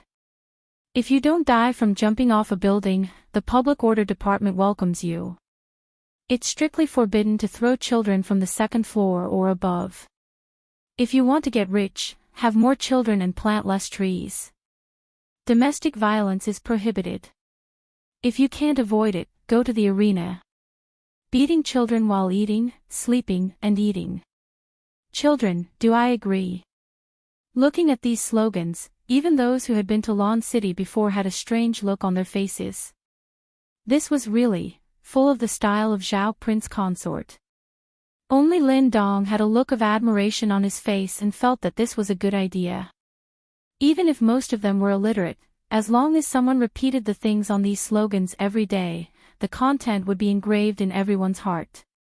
Baidu search 081 Chinese network yen. No advertising slogans.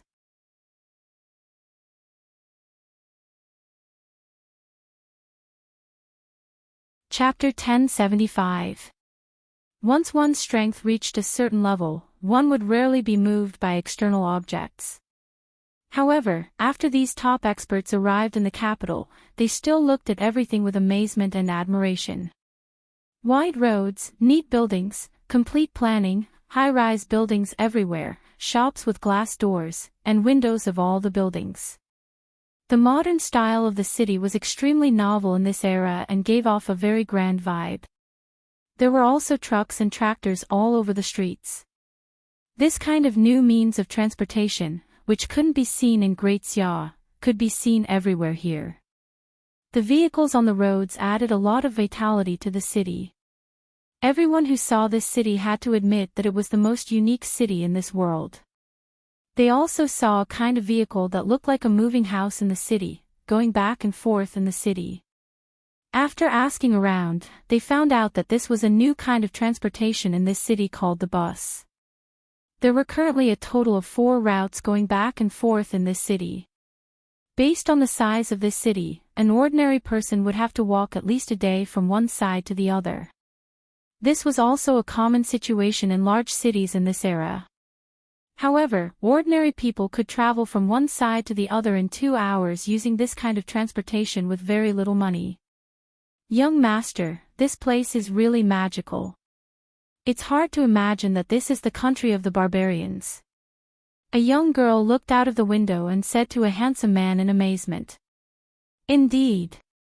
The man who was addressed as young master looked to be about 30 years old and was called young master Feng. His real age was slightly older than he looked, but he had achieved so much at this age. Although he couldn't compare to Li Yuanzhu, he was still a top-notch talent. That Zhao Prince Consort is really amazing. Young Master Feng praised as he patted his palm with his fan. I wonder what kind of people the Dayo Empress and Zhao Prince Consort are. I heard that they were the ones who started this organization. Do you want to know? Young Master Feng chuckled. Of course I do. These two are considered legends. The Empress ascended to the throne at a young age. In just a few years, she not only stabilized her position but also grasped power in the imperial court. She is also one of the top experts in the world. Most of the top 10 experts over the years were killed by her. It is said that Zhao Prince Consort isn't very strong, but he was able to gain a foothold in the imperial court of the barbarians. In just a few years, he changed Dayo's appearance and even annexed the Yun nation. One of them is a scholar, while the other is a martial artist. Both of them achieved greatness in such a short period of time. One is a martial artist, while the other is a schemer. Both of them are well known throughout the world. They can be said to be outstanding talents. I'm sure we will see them in a few days. Young Master Feng nodded slightly. The maid's words were exactly what he was thinking. In fact, he was more concerned about Zhao Prince Consort Renbaqian than Qi Zixiao. After all, that nuclear bomb was created by Renbaqian.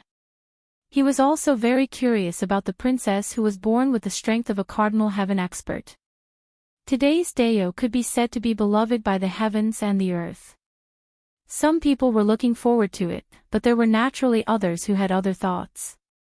There were still 20 people in this group who had been convinced by the nuclear bomb and had no choice but to surrender.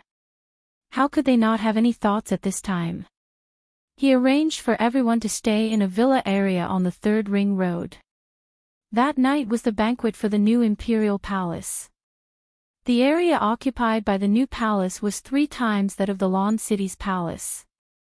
However, before arriving at the new palace, everyone was attracted by the lights that lit up the entire city like stars hanging above their heads. I've long heard that Lawn City is a city that never sleeps. Although I haven't seen it, this place isn't bad at all. Many people exclaimed in admiration. This place is even more splendid than Lawn City. Someone who had been to Lawn City interrupted. Everyone could understand this. It was said that this city was a completely new capital, so it was to be expected that it was more splendid than Lawn City. The banquet didn't have any twists and turns. Everyone finally saw the Empress and the famous Shao Prince consort, whom they had often heard about from the experts who had come before. The Empress was similar to what everyone had imagined. On the other hand, Shao Prince consort looked like an aboriginal whose brain was full of muscles. It was hard to imagine that so many wonderful ideas came from his mind. In fact, the most attractive person was Dao's princess, Qi Yuqing, who was born with the strength of a Kismet heaven expert. It could be said that she had unprecedented talent and was the focus of everyone's attention. Just like the city, the banquet also amazed everyone. This time, Renbaqian didn't arrange any dark cuisine. Instead, he arranged classic dishes such as double-cooked pork, steamed eggplant with garlic sauce, and boiled fish. Even if everyone wasn't paying attention to the food, they couldn't help but take a few more bites and then couldn't stop eating. After the banquet ended, there wasn't much food left on the table in front of everyone. The next day, everyone rested. Many people chose to stroll around this new city, which was completely different from other cities, to see the scenery here. Young Master Feng visited some of the shops in the Yun Nation and a few of the Imperial family stores, especially the Imperial department store. It had a complete range of goods, including rice, vegetables, wine, meat, cloth, ready-made clothes, and other miscellaneous goods. This new type of department store was also quite eye-catching. There was also a bookstore. Young Master Feng and his maidservants lingered in it for a long time. Finally, he brought back a comic book called Naruto, which he was very interested in. He also brought back a book called Jade Meditation Cushion. Next was the real meeting, which was the most important thing. Previously, everyone had heard a little about the unrecorded history of the human race and the matters of the foreign races from the Go Home organization, but they didn't know much. When it was time for the meeting, everyone learned about the details from Renbaqian. The 5 emperors of the ancient human race, the war outside the 60,000 mountains, the expulsion of the human race, the desperate migration, the forced signing of the contract, the decline of the human race, when everything that had been buried by history was revealed by Renbaqian, except for some of the experts who knew the whole story, no one else could remain calm. In addition, everyone also received some more detailed information that Renbaqian had people sort out from the Temple of Heaven. However, Renbaqian didn't mention anything about the Temple of Heaven. In his mind, the Temple of Heaven and the Go Home organization were 2 different organizations. One was in the dark, while the other was in the light. In the future, the Temple of Heaven could be another force in the dark. After narrating the history, it was time to look forward to the future. The first thing to do was to introduce the multi-level marketing, which was the Organization Development Guide, to everyone. Among them, Blood Sea Demon and Li Yuanzhu were the pioneers in the first stage. Next, everyone had to do 2 things. The first was to eliminate the foreign races in the 60,000 mountains. The second was to expand the Go Home organization, absorb new blood, and nurture talented young disciples. Baidu search 881 Chinese network yen. No advertising words.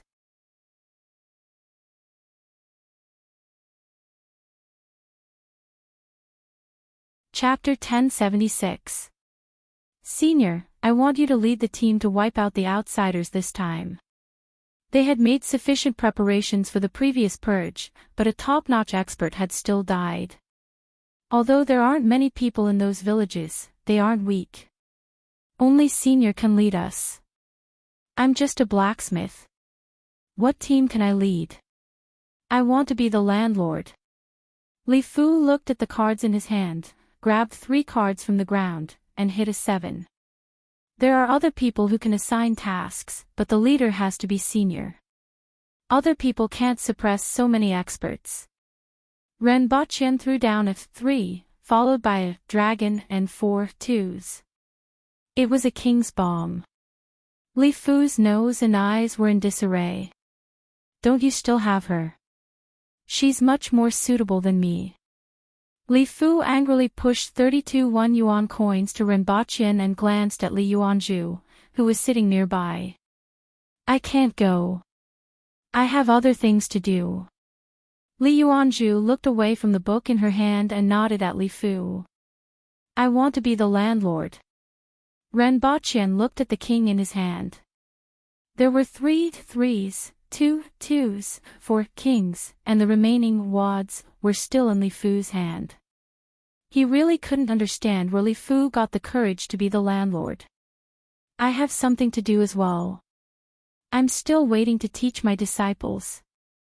Li Fu squinted at him. She's still too young. Ren Baqian said as he looked at the cards. How is it small? You said that before. How long has it been? Li Fu's face was full of unhappiness. Part of it was because he had never been able to teach honeysuckle martial arts. Another part of it was because he had lost too badly. One had to know that Li Fu did not have much money. In the past, he had partnered with Ning Kaichen to sell the iron underpants. Now that Ning Kaichen had absconded with the money, the iron underpants business was no longer viable. Firstly, he had no power. Secondly, he had no financial resources. Thirdly, he did not commit any crimes. He could only rely on the school to pay him every month. Today, Ren Baqian had won back half of his monthly salary. The person in front of Li Sui was really a good-for-nothing. When you come back from the extermination of the outsiders, you can teach 2 flowers. She's also at the age to learn. Ren Baqian looked at Li Gaoqian's remaining coins and reckoned that the sweet potato thief was about to appear again. It was estimated that in the second half of the month, the school would be filled with the smell of roasted sweet potatoes. Hearing this, Li Fu's goal was considered to have been achieved, so he readily agreed. In fact, he also wanted to see the strength of those outsiders. Although Ren Baqian had captured some foreign races previously, they were extremely weak and were sent directly to the laboratory for research. It was about 8:00 in the evening. While Ren Baqian and the others were playing cards and discussing business, the other experts were either resting or strolling around the city. The mountain people who came to this city brought some things from the 60,000 mountains, which were very common to them. However, in the eyes of the aboriginals, it was a novelty.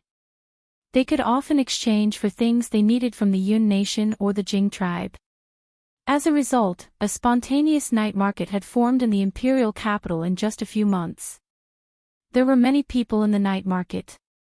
After all, most people had nothing to do at night. Many people brought their useless things to the night market to exchange for some necessities. Young Master Feng had just come out of the night market with his maidservant. The maidservant was carrying a lot of things, all of which were harvested from the night market. Not long after they walked out, they saw a group of people gathered there. At the same time, they could hear a single word or phrase coming from the crowd. There was no connection between them, which made them a little curious. After walking forward, they discovered that there was a huge white screen in front of the crowd. On the left side was the word 9, and on the right side was a pen that was slowly writing the word 9. 9, commonly used as a number, is written as. A woman's voice was heard throughout the crowd. Young Master Feng looked at what was displayed on the huge screen with a strange expression on his face. Young Master, are they in hell? The maidservant was also very surprised as she didn't expect to see such a scene here. Young Master Feng nodded slightly. He was very surprised by this scene. He had never seen such a thing in Great Xia. He didn't even think that they would actually teach illiterate people to read on the streets. Moreover, this language was completely different from the language of Great Xia. What was Xiao Prince Consort trying to do? Young Master Feng looked around the crowd and found that from time to time, someone in front of him was adjusting a box that projected light onto the white screen. Every time the box was adjusted, the image on the screen would be affected. The sound came from the two boxes next to the screen. The next day, young Master Feng looked for Rinpochen and asked him about this matter sincerely. He was very curious about Rinpochen's purpose. This was because no one had ever done such a thing before. This is because people learn faster after they become literate. Even if they don't have anyone to teach them, they can spontaneously learn some things and then serve the imperial court. At the same time, after learning, their abilities would also become stronger, and they would be able to do some things that only scholars could do. In fact, when they learn to read and write, they are already scholars. Does Your Highness need a lot of scholars? Although there aren't many aboriginals, the Yun nation uses a lot of them. If possible, I would prefer that everyone be literate so that they can do more things. If everyone can really be literate, then ordinary people can shine more brightly, and this world and this society will undergo changes that will surprise me. Young Master Feng was still a little puzzled. As the saying went, rulers wouldn't let the people know too much. However, here, Xiao Prince Consort was trying to get everyone to learn how to read. Every day, there were people who were responsible for explaining the content of the newspaper. Xiao Prince Consort's thinking and approach were completely different from the officials of other countries. Young Master Feng could vaguely guess what would happen, but he still had to wait for time to ferment and see with his own eyes if it was the same as what he thought. Just like what he and the maidservant had said before, Xiao Prince Consort could be considered an outstanding person. Young Master Feng believed that he could completely crush Xiao Prince Consort in terms of martial arts. However, in other aspects, he wasn't better than Xiao Prince Consort. It could even be said that Xiao Prince Consort was much more brilliant than him. Therefore, he wanted to see what kind of changes Rinpochen's actions would bring to this world. The meeting lasted for a week before the experts split into two groups. One group consisted of more than 70 people, including Li Fu, Jiang Zixi, Ma Hongyu, Su Gongso, and the others. They headed to the 60,000 mountains to join Qi Ziding in clearing out the villages of the foreign races. The other group consisted of Li Yuanzhu, Lin Dong, the Blood Fusion Ghost, Young Master Feng, and a few other experts from the Yun Nation. They would return to the Great Xia River and the Yun Nation to establish a talent selection network. Needless to say, Li Yuanzhu was a world-renowned expert with a calm and gentle personality. She was the most suitable person for this task. Lin Dong was the leader of a cult and was very knowledgeable in many aspects. He was also adept at bewitching people. The Blood Fusion Ghost was an active member of the organization. Young Master Feng wasn't considered very strong and was, of course, only among these people. However, he was very interesting. He had friends all over the world, from peddlers and pawns to top experts. At least 1/3 of this group of people had dealt with him before. In addition, there were a few top experts from the Yun Nation, and they were the first to join the organization. After all, even the Yun Nation had been destroyed by Dayo. Their roots were in the Yun Nation, so how could they say no?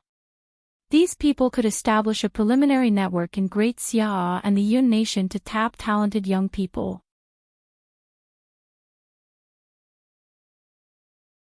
The organization would provide them with a certain amount of resources to train them, and it would depend on their luck as to how far they could go in the end. Even though it was much easier to practice martial arts in this world than on Earth, it was still extremely difficult to be called an expert. Great Xia and the Yun Nation had a population of 400 to 500 million, but there were only 50 to 60 spirit wool experts who had condensed heaven-grade weapons. Talent, resources, luck, and temperament were all indispensable. Only those who possessed these would be able to shine brightly in the future. Of course, the others were not completely useless. According to Rinpoche's plan, these people would be the main force to restrain the foreign races in the future. Mobile reading access. You're tuning into the LoveLore Library YouTube channel. We're so grateful for your support, and don't forget to subscribe to join us on this incredible journey through captivating stories. Your generosity through donations truly makes a world of difference, as it's the primary source of revenue that allows me to expand and enhance this channel for you. Thank you from the bottom of my heart for being a part of this adventure.